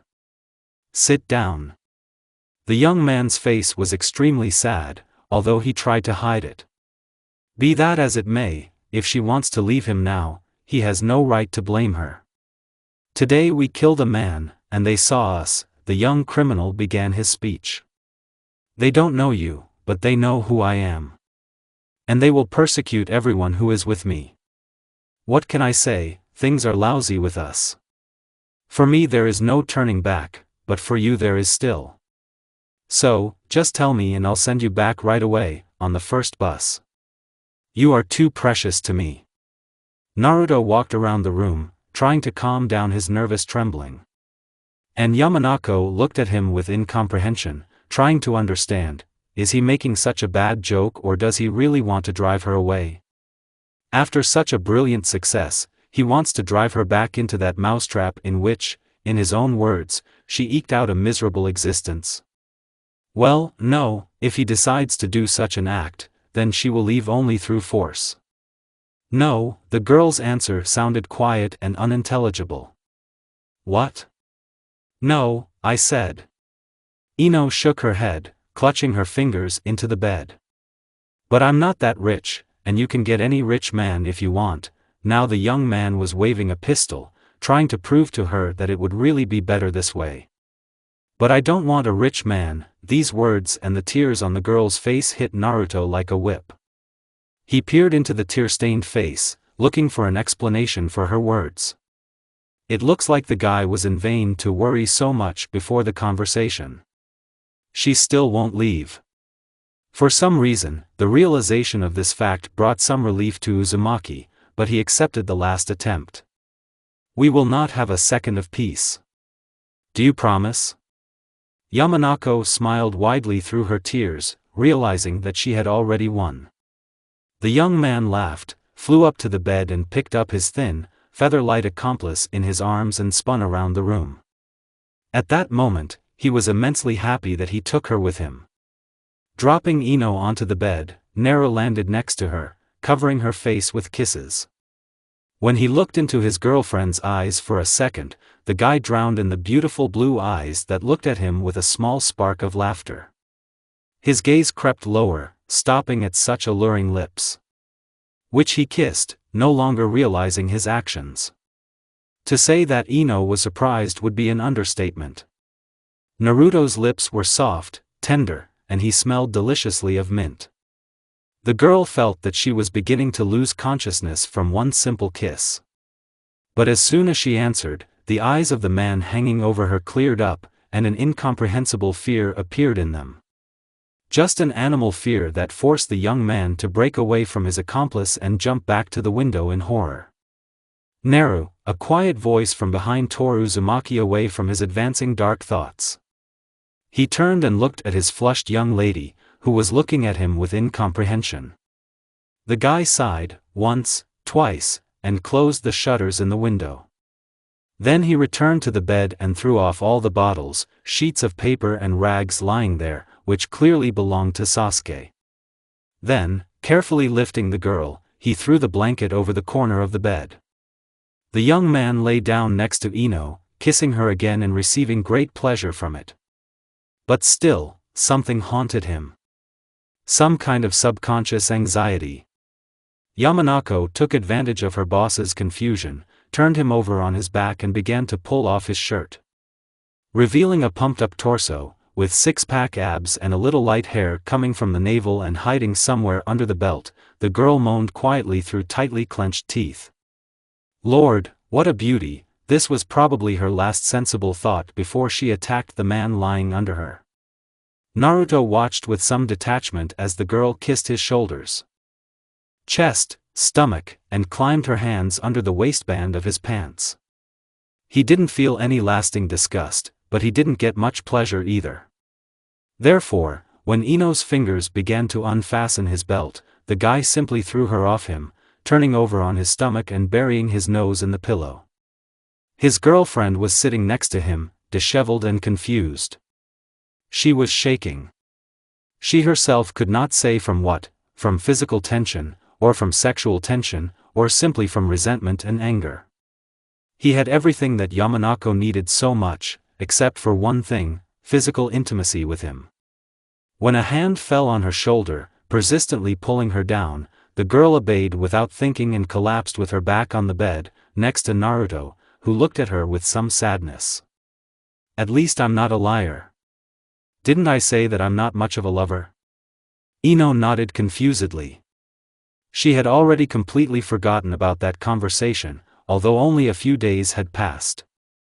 The Uzumaki stood up, turned back to the window, opened the shutters and stared at their car.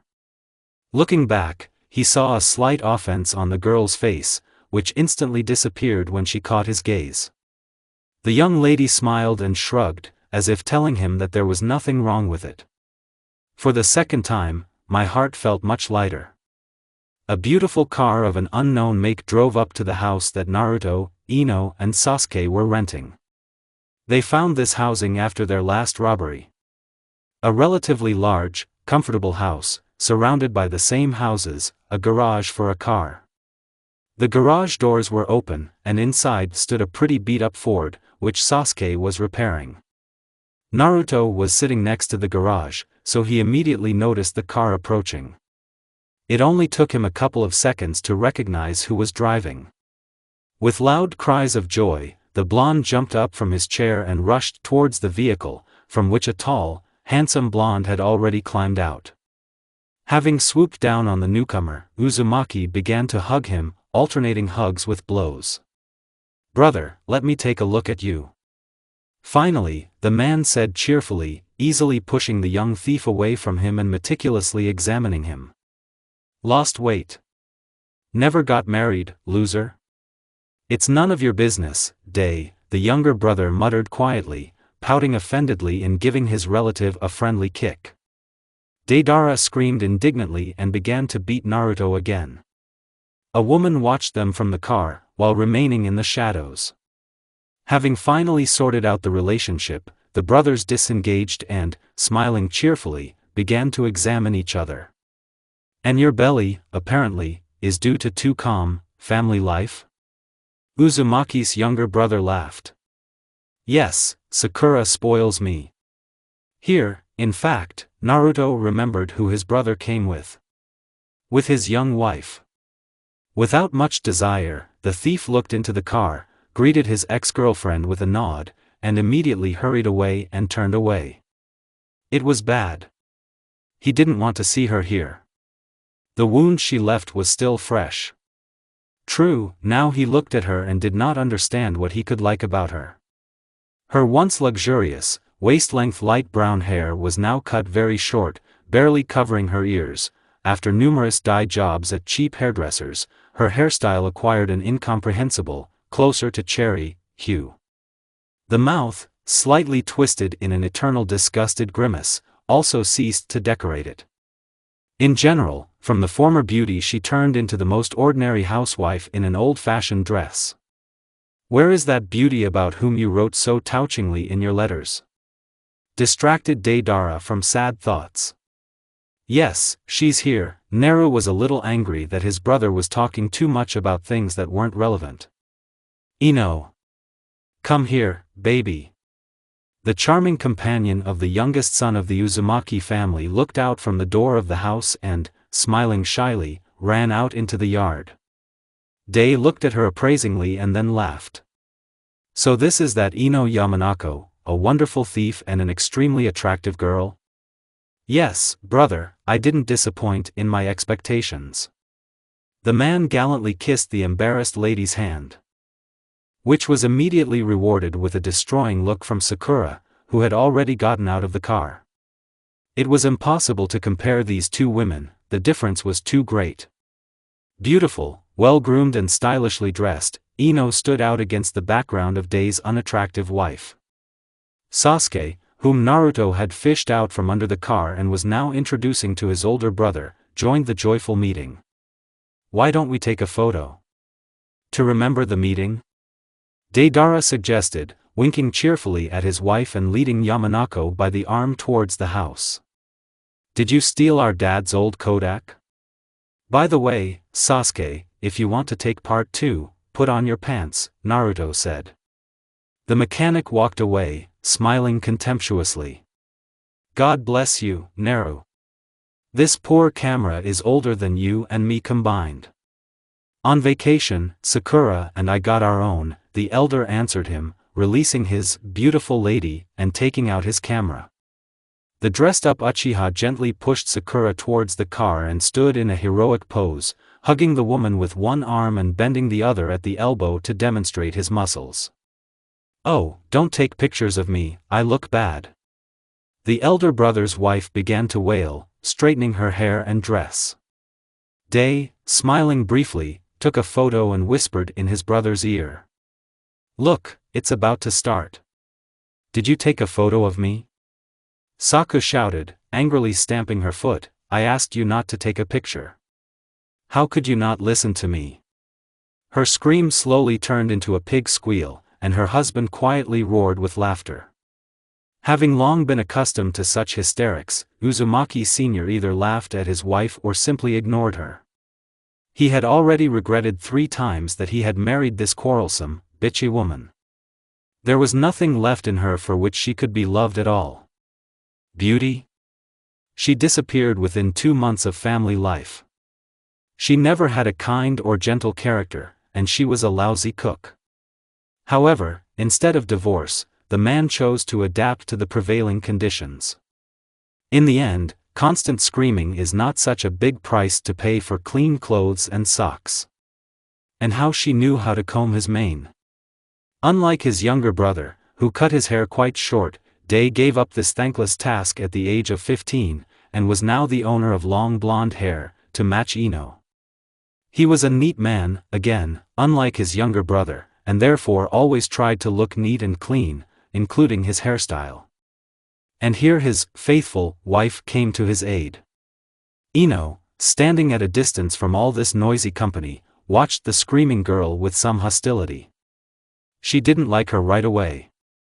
Cold, bitchy, and squeals like a pig. "Hey, Day, take a picture of me like this." Naruto drew attention to himself, taking a rifle out of the trunk of the car and now sitting down on the hood of their Ford. Sasuke hissed nearby, impatient with riding his pet. "Brother, you should be more careful," muttered the elder, taking a photo. "Shall we go and talk?" The young people left the ladies with Sasuke and went into the house. "So what do you say?" Naruto seemed nervous. "Are you talking about Ino?" "Yes. She's gorgeous."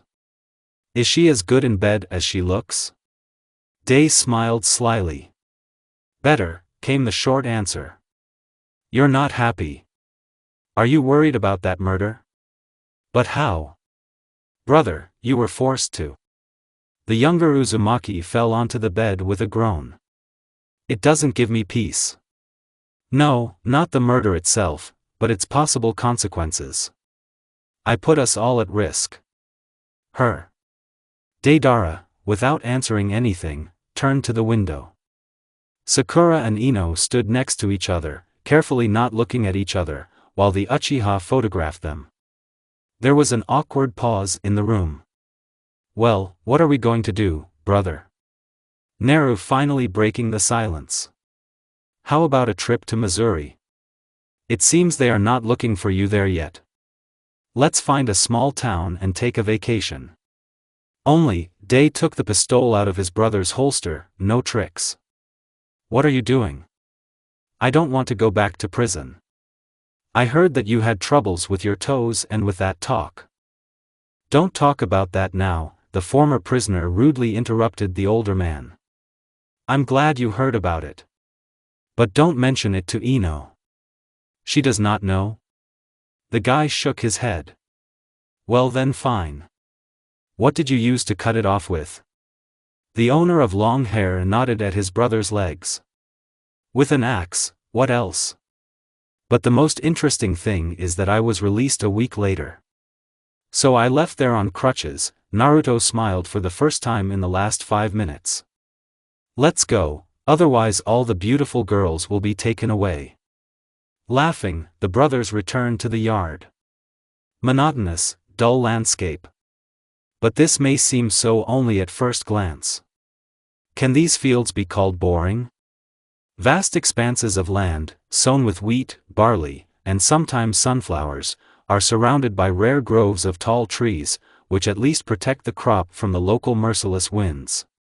The fields are multicolored, like a large patchwork quilt. Here is a golden square, and over there you can see a small green piece, and a little further away you can see the bright yellow heads of sunflowers. And right in the middle of all this splendor there was a road. Along the edges of the highway there were people, probably those who worked these fields in the morning and afternoon, and now want to hitch a ride home. They just need to get to the nearest village, from where buses already go, but it's not close either. There are fields all around for many, many miles as far as the eye can see. 2 cars were driving along the highway unnoticed, but extremely quickly. One is the Ford we already know, but the second is the older Uzumaki's car. The men retired into the ford to talk a little about adult, male affairs that would be of no interest to the ladies, and they put Sakura and Ino in the second, throwing the long-sleeping Sasuke into the back seat. He, too, will find the brothers' conversation boring. However, no one asked him. Yamanako took a nervous drag and exhaled out the window. This pink-haired beast, with her conversations about fashionable hats this season and popular silent film actors, drove her to white heat. The constant chatter was unnerving, putting pressure on my ears. I wanted to very obscenely ask my interlocutor to shut up and shove my conversations into a very piquant place. But Ino is not like that. Before leaving, Naruto asked her not to lose her temper with the chatty bunch, and to endure the short journey to their next hideout. If not for this request, Sakura would have long ago remained on the sidelines along with the farmers. Calm down, there are a couple of miles left. Well, Uzumaki, let me get to you. Both you and your brother will get it for such a gift. The blonde grabbed the steering wheel with whitened fingers, imagining that the boss's carotid artery was now beating under her claws. This calmed me down. The house that Deidara rented from the owner was small and very tidy in appearance. As soon as Sakura's white, slightly plump leg appeared from the girl's car, Dei picked her up in his arms and carried her inside. Having opened the door with half a kick, the whole company realized that, apparently, they had decided to make a joke on them. Inside, of course, it was clean, but there was no smell of comfort or beauty here. Old, mismatched and multicolored furniture, carelessly placed around a medium-sized living room. The archway leads into a small kitchen, with a wooden set of cabinets, tables and chairs. And in the corner there was a quite acceptable refrigerator. Oh, how lovely! The pink-haired girl exclaimed and ran deeper into the house, looking at everything that came in her way. Ino smiled sourly at these imbecile delights, throwing her bag on the chair and sitting down next to her. Naruto, who came in next, did not care at all about the devastation that surrounded him. After his prison cell, he stopped being picky. Sasuke looked around gloomily, sitting on an old stool and chewing a cigarette. It wasn't that he didn't like what he had gotten himself into, the young man was inwardly furious. It was boring at the gas station just like in this company, but at least there was no threat of being arrested or shot without trial. And then his older brother could find him and scold him for disobedience. He's like that, he can do it. A pale, black-haired young man bent over the board. Now everything depended on one move. A correctly placed figure, and that's it. You can forget about a poor life, about these cast-offs, you can buy a beautiful, expensive car. Sasuke, go ahead. A cheerful call distracted the young man from his thoughts, and he again remembered where he was. Playing for sausages brought from the grocery store was, of course, a good idea, but forcing them to earn their dinner, Uzumaki. And this is all his idiotic idea, to sit down and play checkers for a loaf of gorgeous liverwurst. The winner received sausage and could eat in peace, but the losers were left without dinner. Is a couple of pieces of bread dinner? In the first round, Naruto himself and Ino, for whom he played, were eliminated. All that was left was to beat Dei and Sakura, and the delicious-smelling package was in his pocket. The mechanic thought again, moved the checker, and at the same moment realized how wrong he was. The last piece was eaten by Deidara's king and the game was in the pocket of the Uzumaki couple. Sakura, squealing loudly with delight and joy, rushed at her husband. Lord, where did she end up? Ino walked around the room, smoking her second pack of the evening. These voices irritated her. The stupid game started by the boss was interesting only for the first 5 minutes.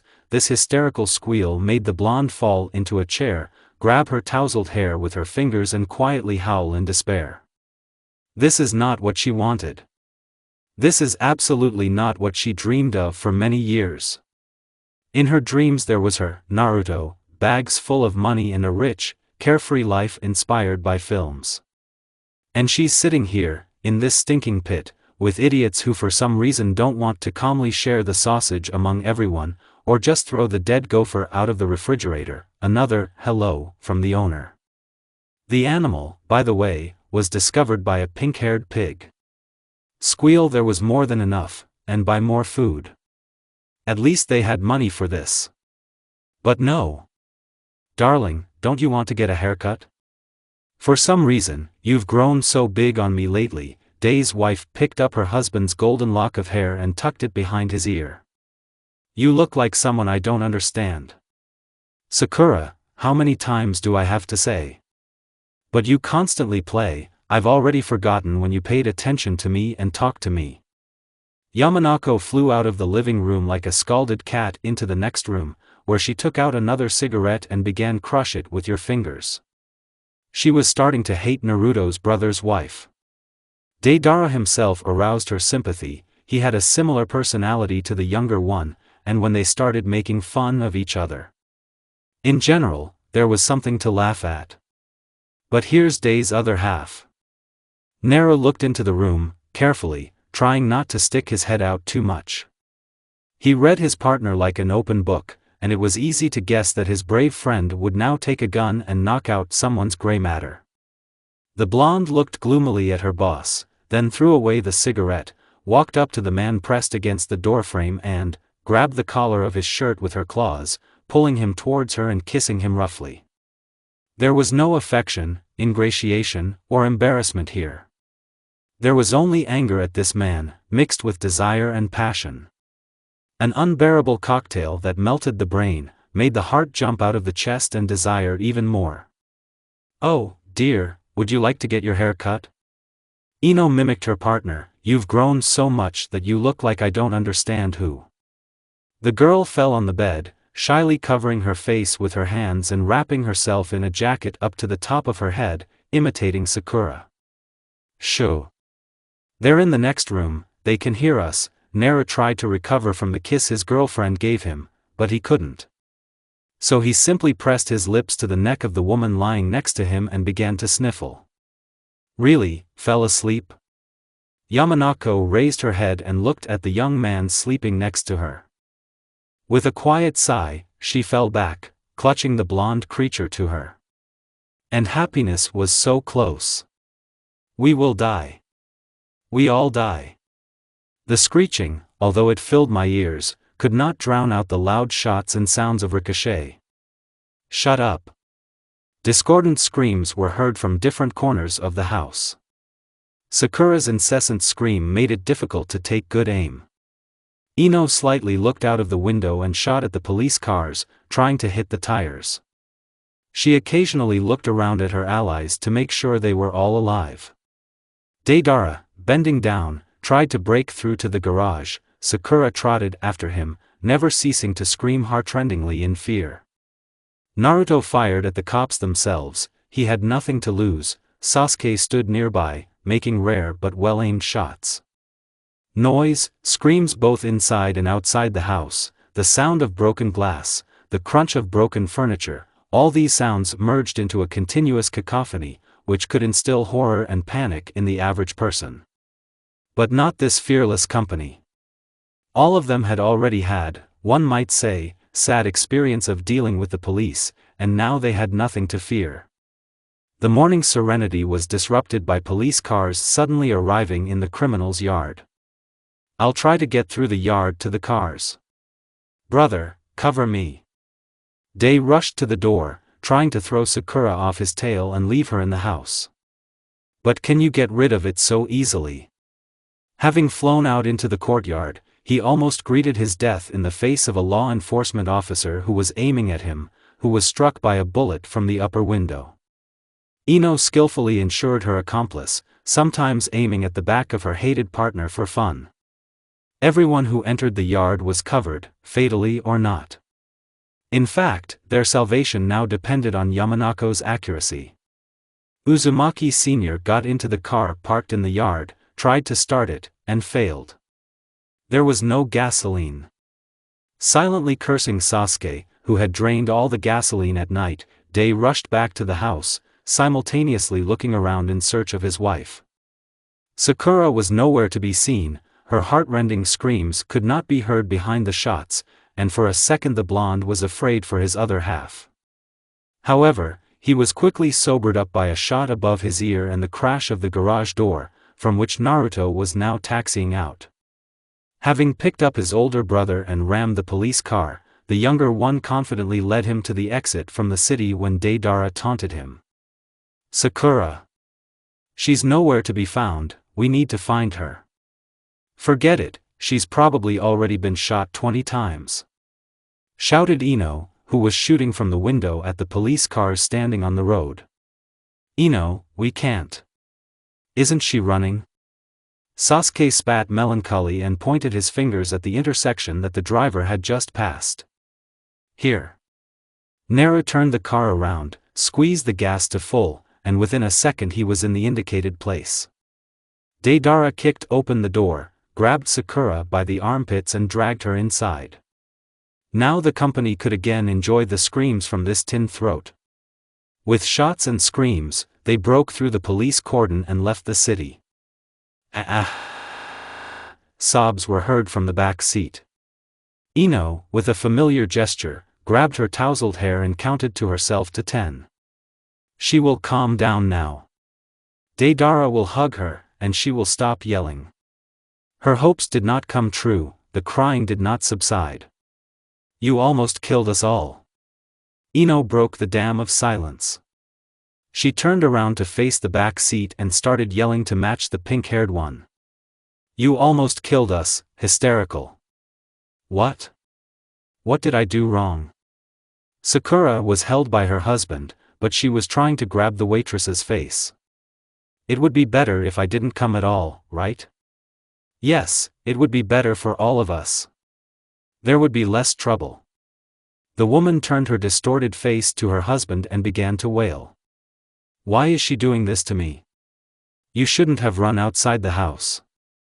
"That was a little stupid, my dear." Deidara tried his best not to raise his voice to his wife. But he did it poorly. Sakura burst into tears and threw herself on her husband's neck. Ino turned away from this picture with disgust and looked at their leader. Naruto sat white as a sheet, clutching the steering wheel and driving the car, it seemed, more by inertia. Now they were flying along the county highway and were already close to the state border. "Please, dear, I don't want to be shot at, I don't want to be shouted at, I want to go back home. Please stop the car, let's go home," Sakura whispered in Dei's ear, sobbing pleadingly from time to time, very unnaturally, however. The young man held his wife close to him, looking guiltily over her shoulder at his brother sitting in front. He would be glad to rid their company of this burden, but he himself did not want to retire. So he slightly shook the girl on his lap. "Understand, I can't leave. Now we are wanted, just like Naruto and Ino." Aya. There were sobs again. Ino's last string of patience snapped. "Shut up. Shut your mouth so that I don't hear you anymore, you. Ino, please shut up yourself. Stop yelling." Everyone in the car turned to the driver's seat. Naruto sat in the same position, but there was no doubt that it was he who said the last phrase. In a cold, calm, restrained tone that did not fit with his frightened gaze. The neighbor looked at him with rage rushing out, but she still found the strength to calm her voice and quietly hiss. "Uzumaki Naruto, please stop the car, I need to talk to you." The leader of their gang obeyed and turned into one of the fields surrounding them. As soon as the car stopped, the blonde flew out of it and walked away so that their conversation would not reach the other passengers. When Naruto caught up with her, Yamanako hissed. "Get rid of her." "Ino, I can't. Get rid of this shrill bitch, otherwise I'll shoot her myself. She's Dei's wife, I won't do anything with them. But she's stupid, disgusting. And you're no better." A waitress from a roadside cafe who hangs out with drunk drivers in order to somehow make up for the lack of attention from her husband. "Then we're evenly matched. The only thing that distinguishes you from me is the strangeness of your absent sex life." It seemed to Uzumaki that he had been given a sharp slap in the face. Only she could hurt him so painfully and humiliate him this way. Only this obnoxious girl could allow him to say such a thing. Now he truly understood why he took her with him. So that at least someone can put him in his place, stop his madness, without hiding behind falsehood and fear to say their opinion about his actions. Even my older brother couldn't do that. But, nevertheless, it was insulting and painful to hear this from a person who had become almost family. Naruto turned away and slowly walked towards the car, looking most offended. Yamanako stood for a moment and followed. She had already calmed down and realized that this time she was wrong. Quietly approaching from behind, she hugged the young man around the waist and pressed her nose to his back. "I'm sorry." "Nothing." He turned around and hugged his girlfriend tightly. They both got excited. And now they both needed to apologize. Naru slightly lifted Ino's face by the chin and lightly touched her lips. Such a gentle kiss from him somewhat discouraged the girl, so she didn't even have time to respond when the guy had already pulled away. "And forgive me, okay?" She nodded confusedly, and they both wandered to the car. "Naruto, turn off, we won't see a toilet for another 30 miles. And if you don't want me to ruin our car." The driver did not wait for the end of the phrase and followed Sasuke's advice. He turned into a nice little grove, next to the lake, which they were just passing by. As soon as the car braked, the Uchiha flew out of it like a bullet and ran away into the nearest bushes. Naru relaxed in his chair and looked at his brother sitting next to him. Yesterday they spent the night in a field, and today they drove into the city, stocked up on food, changed clothes, and got themselves in order. Therefore, now next to the driver's seat is not yesterday's shabby. I don't understand who, but a chic man with a lush mane that smelled of soap. Deidara was reading a newspaper, sometimes quoting moments from articles. Ino, sitting behind, sometimes chuckled and glanced slyly toward Sakura, who was sitting at the other end of the seat and pointedly turned away from the whole company. Now they were calm and relatively happy. And only Sasuke noticed a car driving up to the grove with a white-haired man sitting inside. When the policeman got out of his vehicle, the mechanic quietly rushed back to his own, trying not to attract attention and not make unnecessary noise. Yesterday, Sheriff Kakashi Hatake stopped a car in which 2 men and a blonde were sitting. He thought that he had finally caught the legendary Naruto Uzumaki and Yamanako Ino, but it turned out that some embarrassment awaited our sheriff. It took many calls to prove that the passengers in this car were patrol officers and a stenographer. The company exploded with laughter and offensive comments. Kakashi, listening behind the bushes, grinned evilly. Yes, his guys made a mistake, and these scribblers inflated the story. But now he is already on the threshold, one step away from the real criminals. Hatake straightened up and proudly, without hiding, walked to the car. And he was almost there when... "Hey, Sheriff!" A shot was heard. Sasuke did not have time to reach the car, but he managed to warn his people about the approaching enemy. "Oops, it seems that Sheriff Kakashi Hatake himself has overtaken us. And we were just remembering you, Sheriff." The man was disarmed, his arms were twisted and he was pressed sensitively against the hood of the car. Ino, grinning impudently, searched him for hidden weapons, and how she searched him. When nimble fingers walked next to his crotch, he internally shrank, feeling treacherous excitement. This bastard dares. Oh, our new acquaintance got a little lost. Hey, Texas Ranger, Uzumaki studied the ID taken from the prisoner's pocket. Didn't you mix something up? We're in Missouri, I think. Yeah. Sasuke laughed extremely unnaturally. He studied the sheriff's face carefully. Something about him was especially familiar. It looks like you decided to make a little money from our capture, didn't you?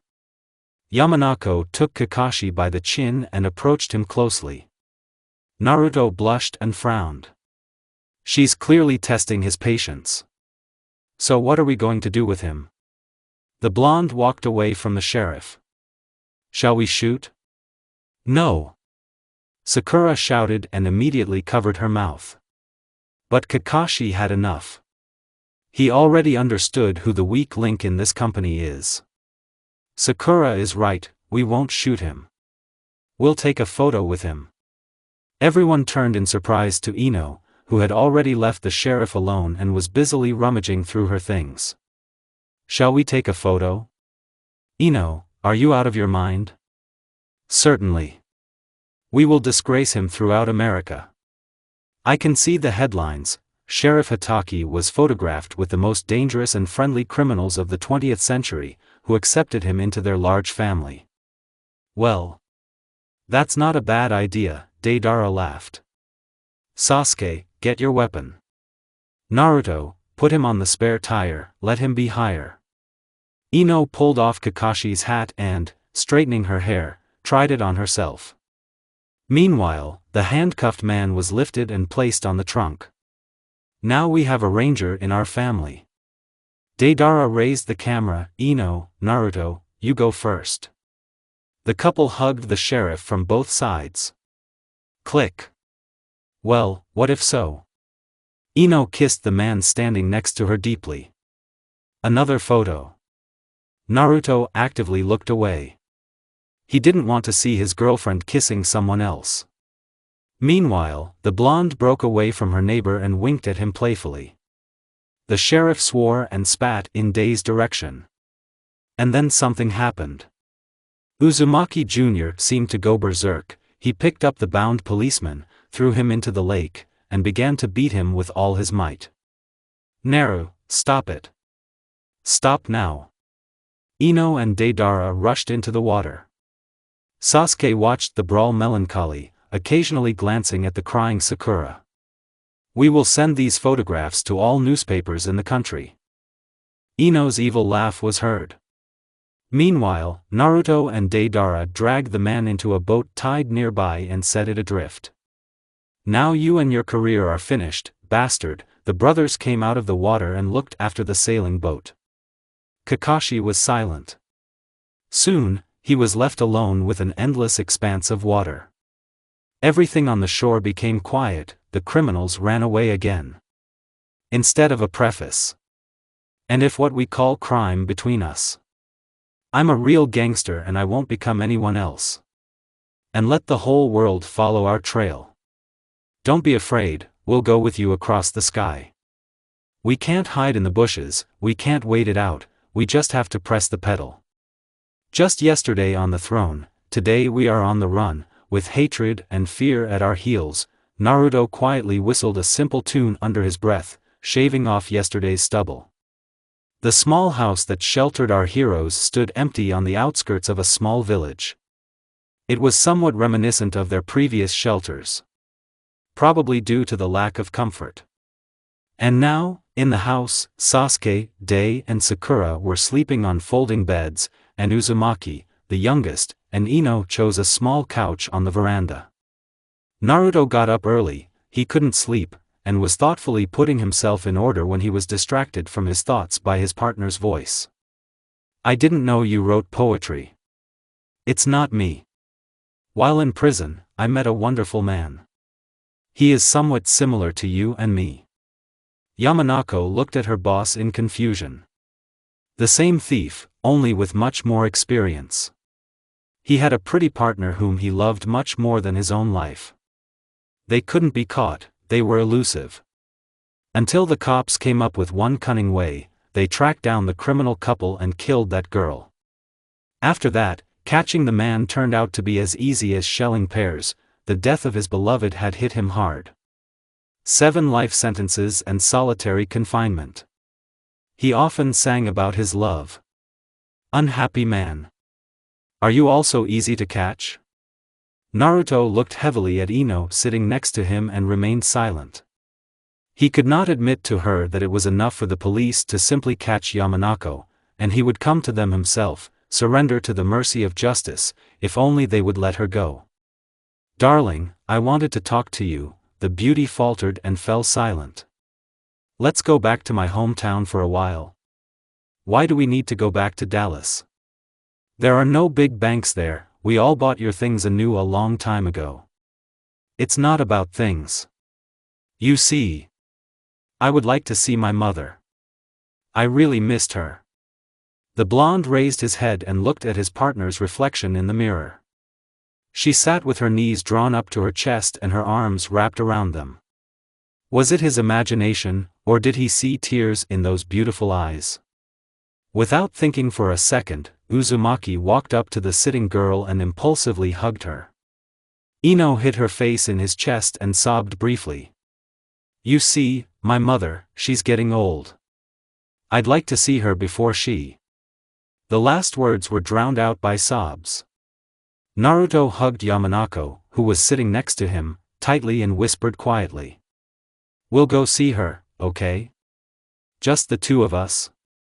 Do you want us to go today? She nodded and looked gratefully at her partner. The blonde looked into her tear-stained eyes with a warm smile and felt that next to her he was subtly changing, becoming better. Ino looked at the landscape passing by. She didn't expect Naruto to understand her, and was very surprised when he agreed so easily. It was not safe to return. However, a glance at his home quickly erased all doubts from his memory. Still the same car, the same house, with shabby walls, but there were also changes.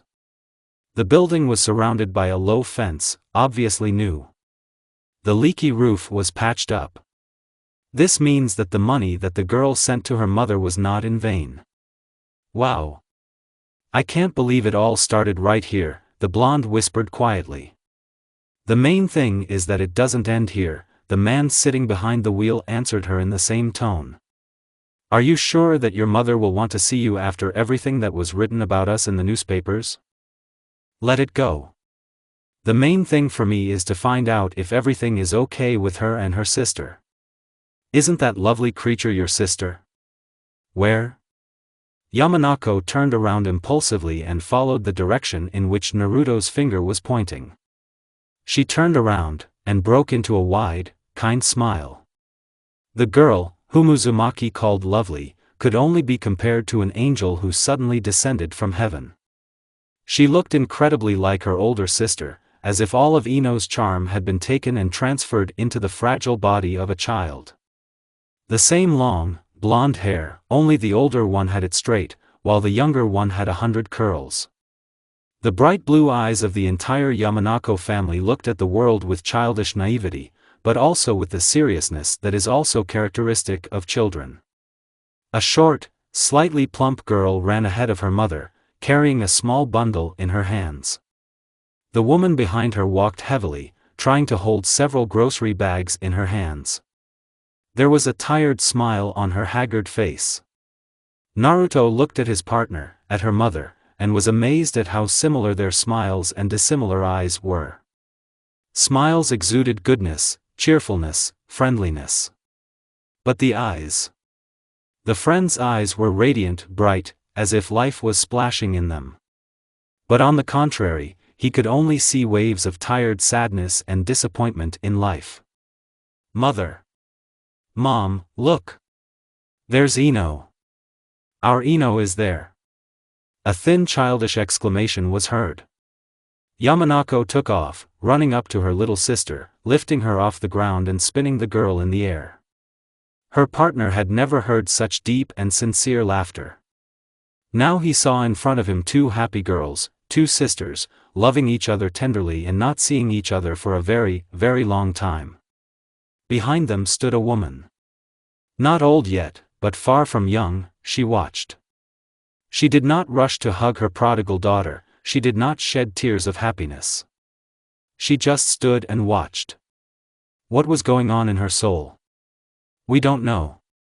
She was brought out of her silent trance by a quiet voice nearby. Good afternoon, Miss Yamanako. I'm very glad to meet you. I think we already know each other, young man. The Uzumaki could only marvel at how cold and unfriendly the voice of his friend's mother was. Nothing surprising though. After all, he took her beloved daughter away from her. You are Uzumaki Naruto, am I not mistaken? The woman turned to the young man and looked at him with her strange eyes. No, you're not mistaken, it's me. A dangerous criminal with bad heredity? Did you read this in the newspapers? Oh, madam, don't believe everything that's written there. It's the authorities who want to make us look like moral monsters so that they themselves will look like heroes when they manage to catch us. Well, it would be better if it were like that. Mommy. Ino broke away from her sister and, going up to her mother, hugged her tightly, after taking the packages from her and handing them to her partner. I missed you so much, you have no idea. I think we should go into the house. Akuri, let's go home, the mother called the girl. Your personality is harsh, the blonde whispered quietly in the girl's ear. Did you expect that she would rush to us with open arms and immediately accept you into our family? No, but... Young people, are you coming? Was heard from the porch. Yes, we're already going. Nothing has changed in the house, except for the little things, the tablecloth on the table, the curtains in the kitchen, the carpet in the room. Akuri's toys are everywhere, her dolls dressed in clothes that Ino sewed for them, and there lies a small bunny, also made by the hands of her older sister. This hare has always been the youngest's favorite toy, she very rarely parted with him, and then not for long. And now the girl carefully placed the package on the table and immediately picked up the plush toy, placing it in a wide pocket on the hem of her dress. While Naruto looked around the room and got acquainted with the youngest Yamanako, in the kitchen the eldest daughter and her mother were preparing tea and a simple treat for the table. I'm surprised that you decided to return to your home, the woman said without turning to her daughter. I missed Akuri, you. It's hard to believe, Ino. If you needed us, you wouldn't have left us, did she imagine, or did she hear childish resentment in her voice? I couldn't stay in Roina any longer. This city is choking me like a rope. You are so similar to your father, there is a grin in his voice, Roina strangled him in the same way. That's why we ran away from there. Is it unpleasant for you to see me? Don't you miss me at all? Of course I missed you. But I'm not happy with the company you've chosen for yourself. These uncouth criminals. What happens if you do get caught? Mom, Naruto would rather die than let anyone hurt me. He's good, actually. There was no answer. Mother Yamanako silently stirred the sugar in the cups, looking distantly out of the window. Ino suddenly remembered something, smiled and quickly ran out of the house. The door slammed. The woman quickly turned around.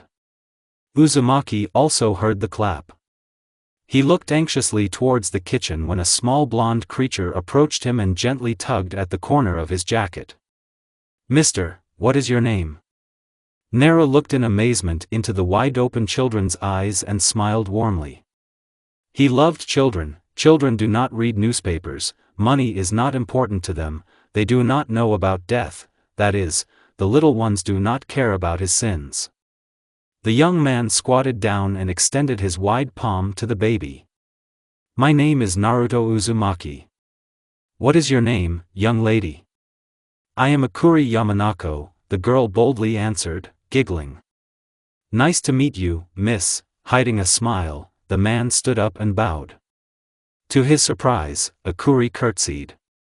They looked into each other's eyes, and burst out laughing. Mom, remember, when I was little, you and I often went to the same shop. Ino returned to the kitchen, hiding a small package behind her back. Are you talking about that jewelry store? I remember how not to remember. So, I have a small gift for you, the girl said and gave the package to her mother. She unfolded it and froze in silent admiration.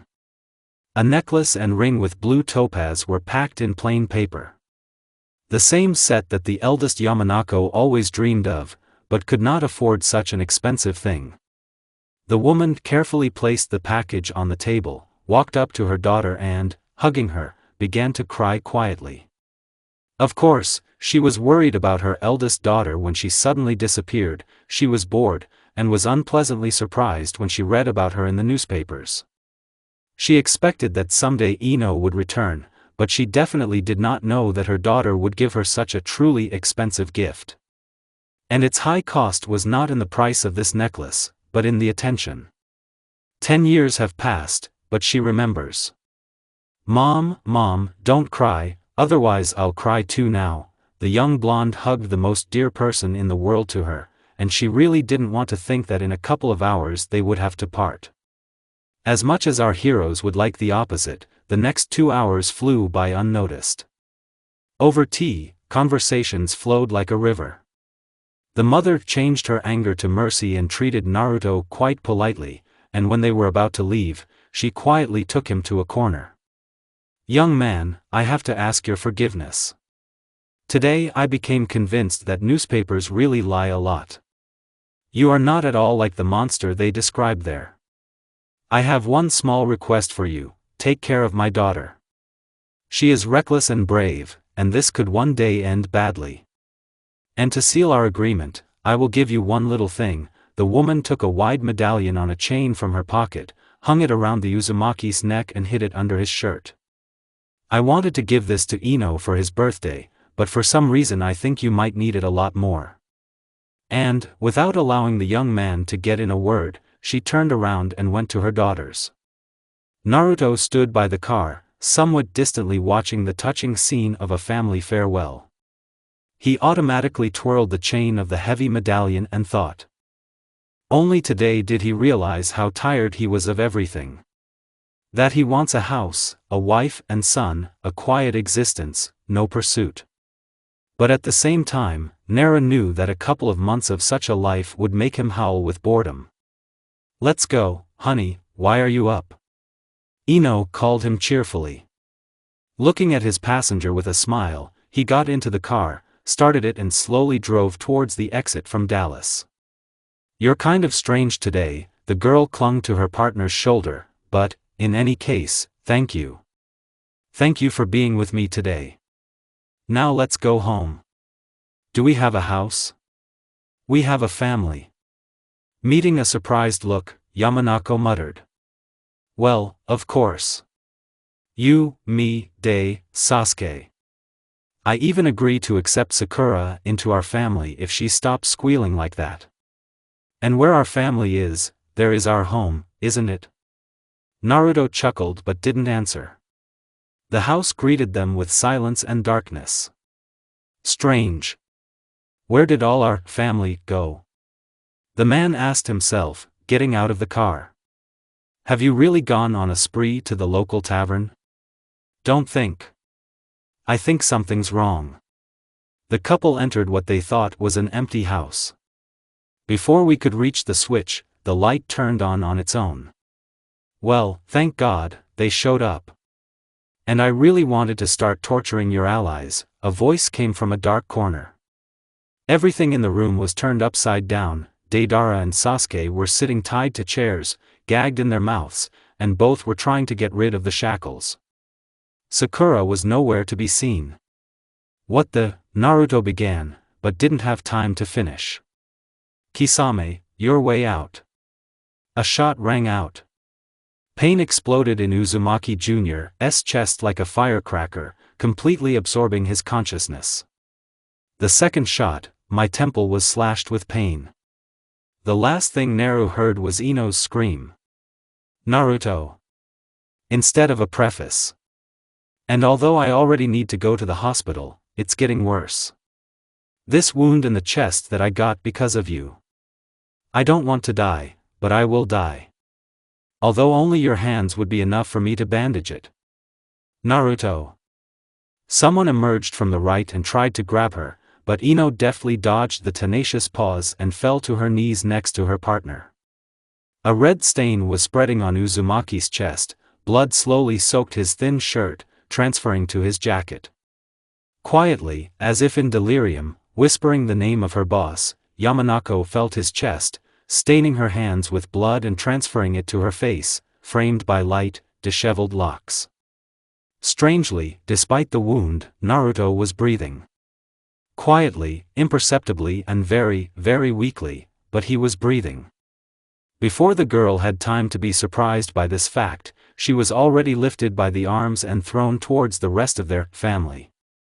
Deidara frantically tried to break free from the bonds that held his arms tightly and shackled his shoulders, muttering something inaudibly through the gag.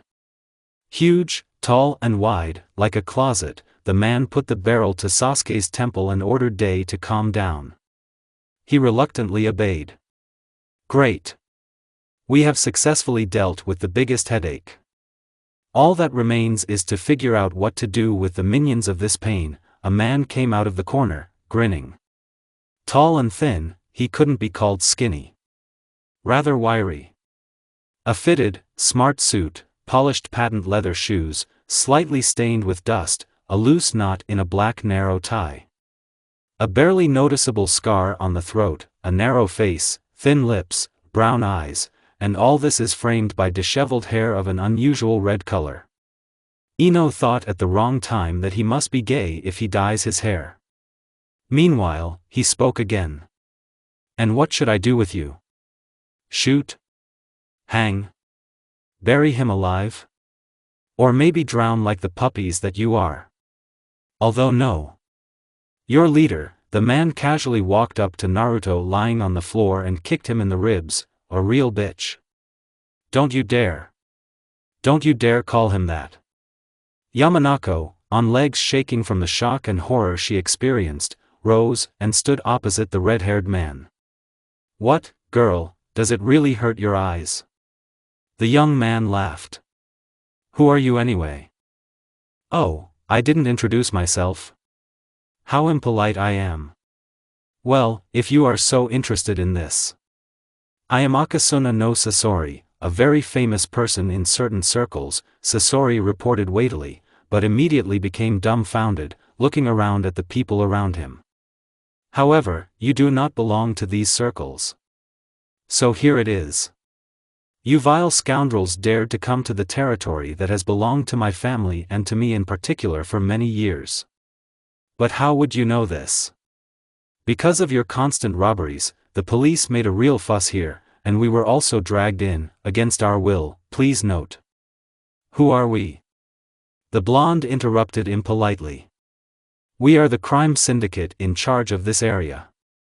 You see, we lived calmly and happily, we paid whoever needed so that they wouldn't bother us, some people paid us so that we wouldn't bother anyone else.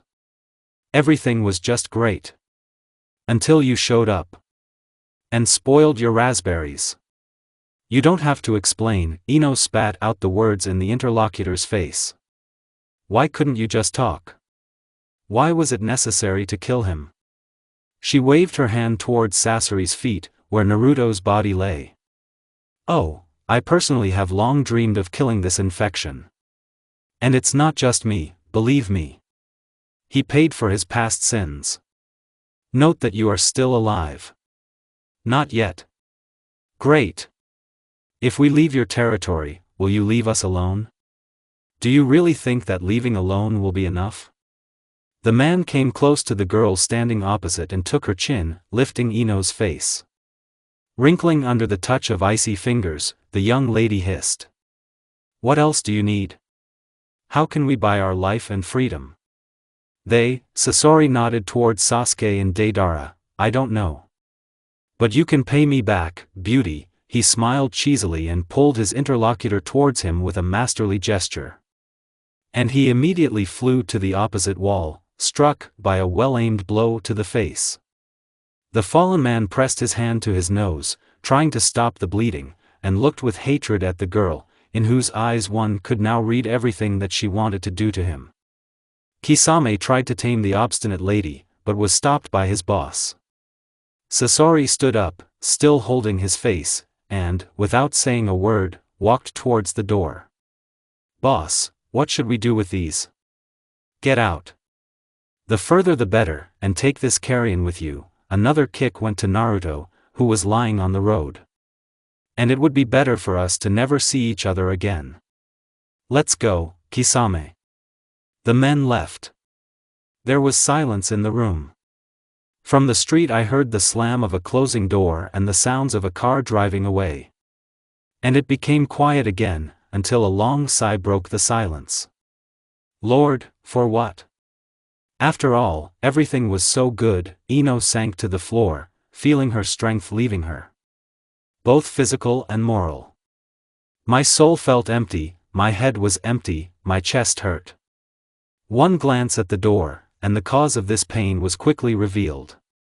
There, next to the exit from this terrible house, he lay. Disheveled, bold to the point of recklessness, and so loved. The girl was surprised by her thought, but did not focus on it. She simply stood up, walked over to the body lying on the floor and sat down next to him. Yamanako opened her jacket, then her shirt, and began to examine Uzumaki Jr.'s chest for injuries. And only now she noticed that there was something hanging around her partner's neck.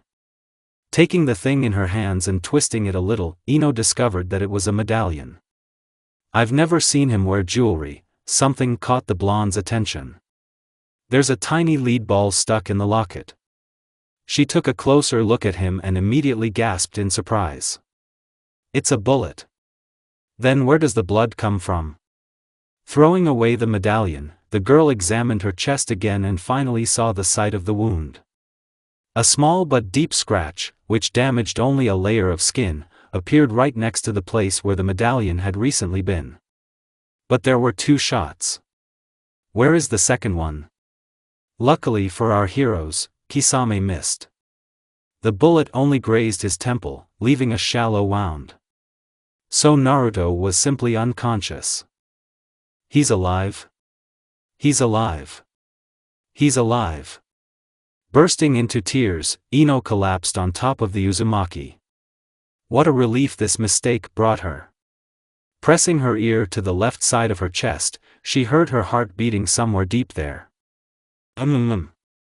She turned around. Deidara and Sasuke were still tied, and were now actively trying to free themselves from their bonds.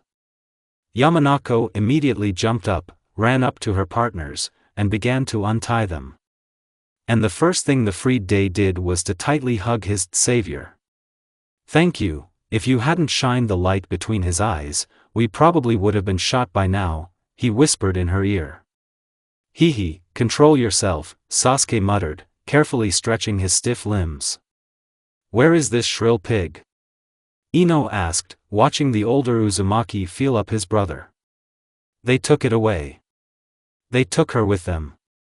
They burst into the house, this thug, whatever his name is. Kisame tied up Uchiha and I, Sakura screamed, and the red-haired one ordered his faithful dog to tie her up too and take her to the car. It might come in handy, as he said. Well, here we go. What happened next? They tied us to chairs, turned off the lights and hid. And soon you arrived. That's all, actually. Well, thank God.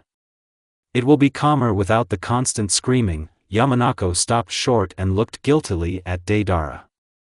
Nothing, he smiled.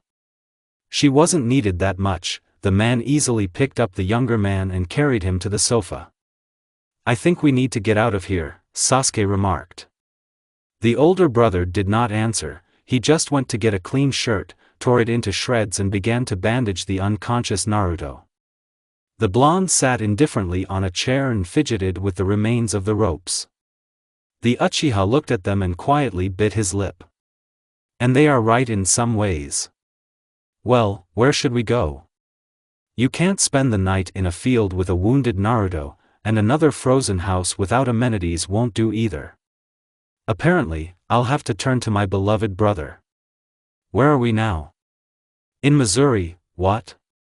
So we don't have that far to go to Nebraska? Asked the black-eyed man, holding his breath.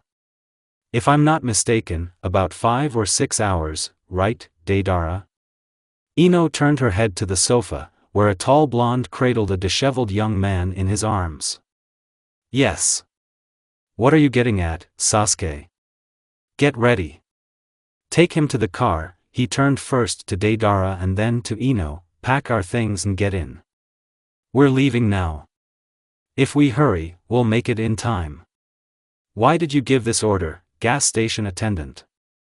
The beauty, stained with someone else's blood, stood up and approached the Uchiha standing opposite. Tell me what you have in mind. She herself could not explain her condition. She imagined enemies everywhere.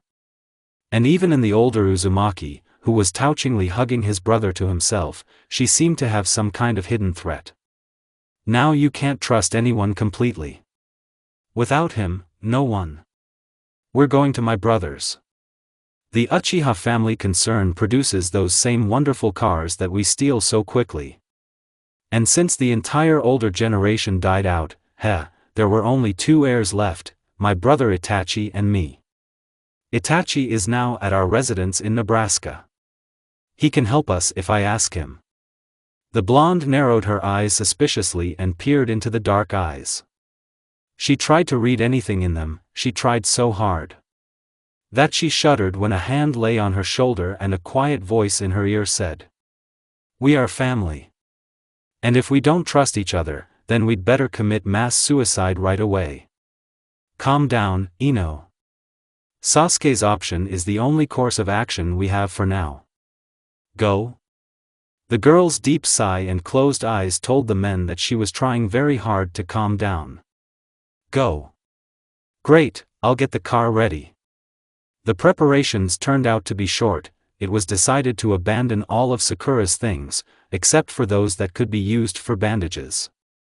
The road was empty, the night was dark, in general, ideal conditions for escape. Time passed slowly. Having determined where they were now on the map, the company rushed to leave the state. And no one thought to look back even for a second. After all, if they had done this, they would have seen 3 sheriff's cars driving behind them, and maybe they would have noticed a glimpse of the sheriff's white hair, who was again on their trail. They had been driving for a very long time. 4 hours, no less. Or maybe all 5. Fields, small villages and small towns flew past, and again forests and fields. Only the treasured sign welcoming guests to Nebraska was still missing. And this caused vague anxiety. Are you sure that we are not lost? Ino asked uncertainly, adjusting Naruto's bandages. There is only one road, and it leads directly. In any case, now we won't see anything on the map, it's too dark, Sasuke answered, watching the road with one eye. So you want to say that if you missed and passed the highway we needed, then my brother would have to die from loss of blood? After all, we left a calm haven where he could rest. Deidara raised his voice, holding his little brother on his lap. I remind you that in this calm haven, they almost shot us all. Sasuke turned completely around to face the back seat. Look at the road, idiot. Came a friendly cry from there. The nerves of the car's passengers were on edge. Cough, cough, cough, why are you yelling like that? Naruto. You woke up. Ino exclaimed joyfully, pressing her nose to her partner's cheek. The cheek, by the way, immediately became wet from the girl's tears. Yes, I woke up, but I feel like I'm going to pass out again. Where are we? Where we go? And what actually happened? Besiege, brother, Day cooled his ardor. You were wounded by the thug Sasori, but, fortunately, he missed, and one bullet got stuck in the medallion, and the second grazed his temple. That's what I'm thinking, why is my head cracking so much? Do not interrupt. Our mechanic gave us a brilliant idea, to take you to Nebraska, to his brother's house, so that you could get treatment there and we could rest. Well, Ino and I, like idiots, agreed. And now we don't even know where we are, right, Sasuke? Don't yell, the brunette said over his shoulder. We couldn't miss the highway. I'm sure. He's sure, Yamanako mimicked, but according to our calculations, we should have already entered another state. We rushed without stopping. Guys, don't quarrel. Despite the sharp pain in his head and the dull pain in his chest, Uzumaki Jr. realized that it was time to take the reins of power into his own hands again. Otherwise, their small and not very friendly family will completely fall apart. Speaking of family, where is Sakura? Well, Day hesitated, secretly hoping that his brother would not bring up this topic now. Sasori took her with him. And we were so concerned about the presence of life in your body that we could not immediately chase after them. So, one less squealing pig. Are you saying that you abandoned Sakura? You gave it to them? How could you? Even if I was lying dying, you should have saved her, not me. Because, the guy choked in his indignation and fell silent. But everyone understood him without words. Deidara, who had so easily abandoned his wife, felt a slight pang of conscience. After all, he was obliged to protect her. In theory. Inappropriately, I remembered the glory about the family that must be protected, but the Uchiha and Sasuke didn't care at all. He didn't even listen to them. The guy peered carefully into the distance. Was it just his imagination, or was there a sign flashing there that they had been waiting for several hours? The object is preparing to cross the Nebraska border. Inform the local police and call for reinforcements in the cities closest to the border. Sir, there's a good chance they'll go to Omaha, one of the largest cities in the state. Don't make me laugh, Lieutenant. They will choose something small, inconspicuous. What if the Uzumaki gang doesn't want to stop at all? Where are they going anyway, and why did they suddenly leave their homes? And even this Sasori. You see, my young trainee, Naruto Uzumaki, and his brother managed to rob several large banks that secretly belonged to Akasuna. Deidara escaped justice, but his little brother was caught literally a month later for petty theft. He was reminded of all his sins, and sent to prison. But, since Naruto was still quite young at that time, it was not possible to lock him up for a long time, no matter how hard I tried. Still, the labor force is disappearing. Ugh. In general, because of his pretty face, Uzumaki Jr. was raped in prison, probably more than once. I don't remember the rapist's name now, but it said something like Orochi or Orokai. Then he decides to get out of prison early and cuts off his big toe, and voila. He is disabled and cannot be kept in prison. And then a week later the amnesty arrived. So our blonde managed to elude me for a while. And 6 months or a year later he appears in the arena again, but not alone, but with Yamanako Ino. Then Deidara appears out of nowhere, and you already know the rest. Chief, it looks like they're about to turn. Great, warn the squads in the city so that they are ready. I think we better slow down, Sasuke said hesitantly, noticing the approaching turn. I have to call my brother. Couldn't you do this before? Naruto scoffed. He wanted to get up, but the pain from his wounds prevented him from doing so. I think Sasuke is right. While he calls, Deidara and I can open the pharmacy and steal medicine for you. Look, we'll make it, Ino said quietly, carefully putting her partner back. Day was silent. He looked heavily into the distance. Then turn around, Sasuke. Maybe this isn't such a bad idea after all. The small settlement where the criminals decided to stay met them with cultural emptiness and silence. Something is wrong here, Day muttered quietly, everything is too quiet and calm. Relax, brother, it's night now. Sasuke, run and look for your phone. And you too, Uzumaki nodded to his beloved and brother, go where you were going. I'll take care of the car for now. But, Ino began, but seeing the boss's gaze, she did not continue. She simply turned around and walked away, looking around the houses to see if there was a pharmacy in them. Uzumaki Sr., looking like a barge hauler, rushed after her. Well, silence, calm, the fair-haired guy leaned back in his seat and exhaled. Of course, he was somewhat worried about his own gunshots, but his family came first, and he would only calm down when they were all safe. That is why he stood back up and, taking out a pistol, began to look around vigilantly. Just let me patch up the holes, and we'll rush after Sakura. I hope she's still alive. The group split up. First, silently capture the girl, Uzumaki Sr. and their driver, then we'll deal with the leader, Kakashi whispered quietly into the radio.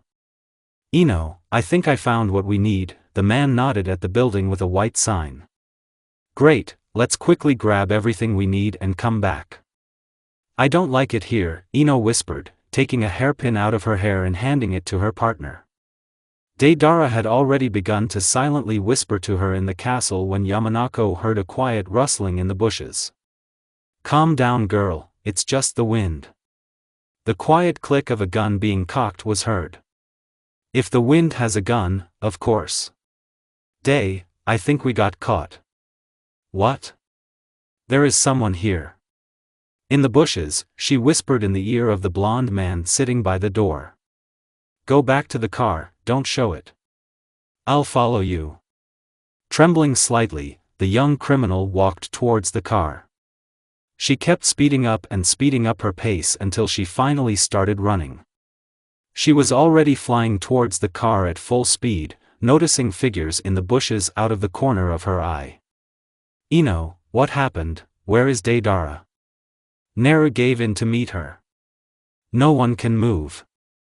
The situation changed in a matter of seconds. Lanterns came on, policemen and armed villagers came out from everywhere. Hurry up, get behind the wheel. Uzumaki shouted, slamming the car doors and hiding behind them. The already experienced blonde didn't have to be asked twice. She got behind the wheel and immediately rushed towards the building where Sasuke had disappeared. Fortunately, the engine was still running. Their mechanic had already left the house and deftly jumped into the car while it was moving. Bullets whistled around the car, someone's screams were heard. Yamanako, without a reminder, went to the pharmacy where she left Deidara, when suddenly shots rang out on a nearby street, through which an inhuman scream full of pain broke through. They all easily recognized Deidara's voice. God, no. Naruto whispered quietly.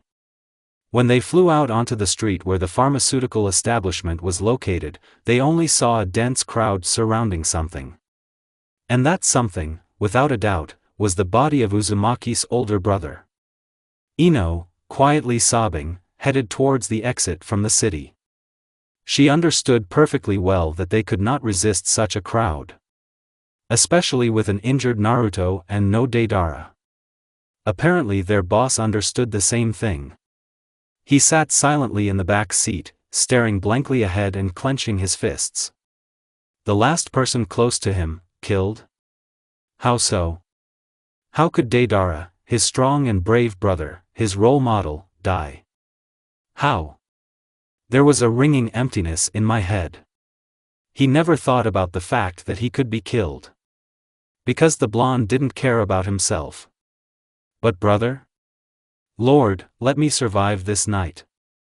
I will stop stealing and breaking the law, I will leave this country, I will get married, start a family, a house and a household. Just give me back my brother. Ino, said a quiet voice next to the driver's seat, we'll arrive soon, don't miss it. The girl nodded, gripping the steering wheel with white fingers. I wanted to smoke. Disperse. Hataki's voice thundered over the heads of those gathered, followed by a shot. The angry crowd dispersed, fearing a possible shootout, and a horrific picture appeared before the eyes of the sheriff. The beaten, shot body of a young man, with blonde, tangled locks of hair stained with blood and dust. The horror from the actions of the uncontrollable crowd was still visible in the wide-open eyes. Unfortunately, these clear, blue eyes could not say anything more, a doll-like lifelessness had already appeared in them. So, they left again. Leaving the older brother. Well, it's not hard to guess whose corpses we'll see next time. Hey, there, Kakashi shouted to the lieutenant, contact Uchiha Itachi, warn him that guests are already approaching him. It just so happened that the last sale fell on the author's birthday =3. Leave me alone. Naruto waved away the doctors who had been tailing him for the second hour. They quite successfully reached the Uchiha mansion and the wounded blonde was immediately handed over to the doctors, who were determined to cure him as soon as possible. Meanwhile, Sasuke introduced Ino to his brother. Well, I am extremely pleased to welcome into my home those about whom all the newspapers are now writing. The tall man kissed Yamanako's hand. It's good that her partner didn't see this. Thin, wiry, Itachi Uchiha looked remarkably like his younger brother.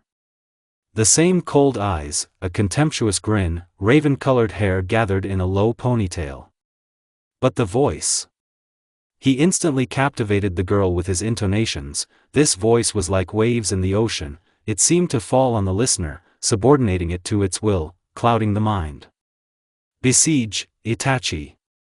Give her a little rest from your coquetry. The owner of the house cast an angry glance at Sasuke, who unceremoniously lounged in a chair, raising his legs in the air.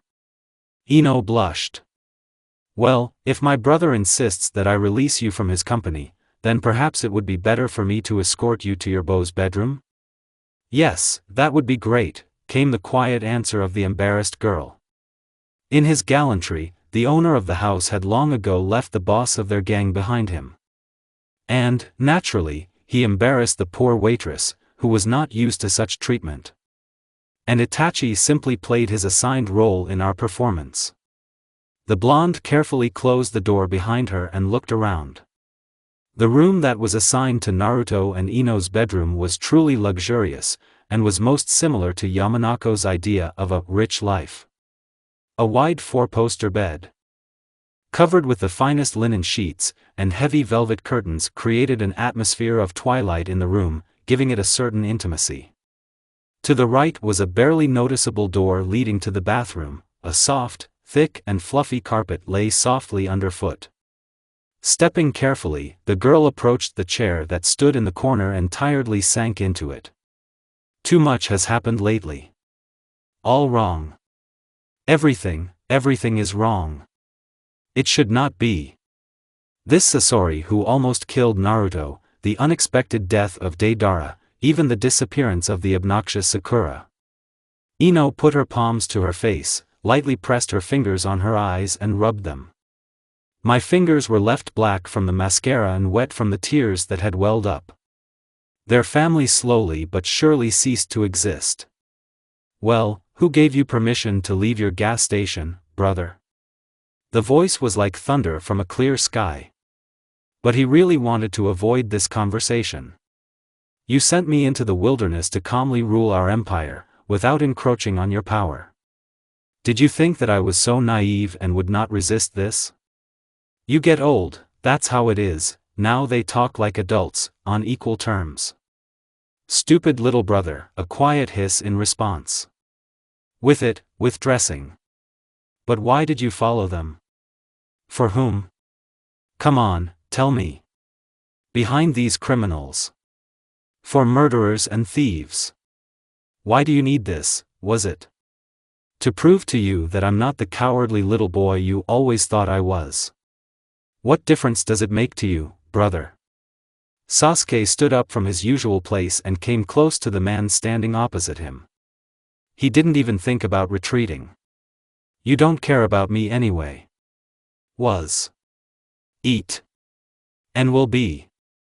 So what? Excuse me, but are you lecturing me? Because I've been forced to take care of you since the death of your parents, you obnoxious little beast. You forgot that I lived in the desert for 1.5 years, talking only to rare passers-by.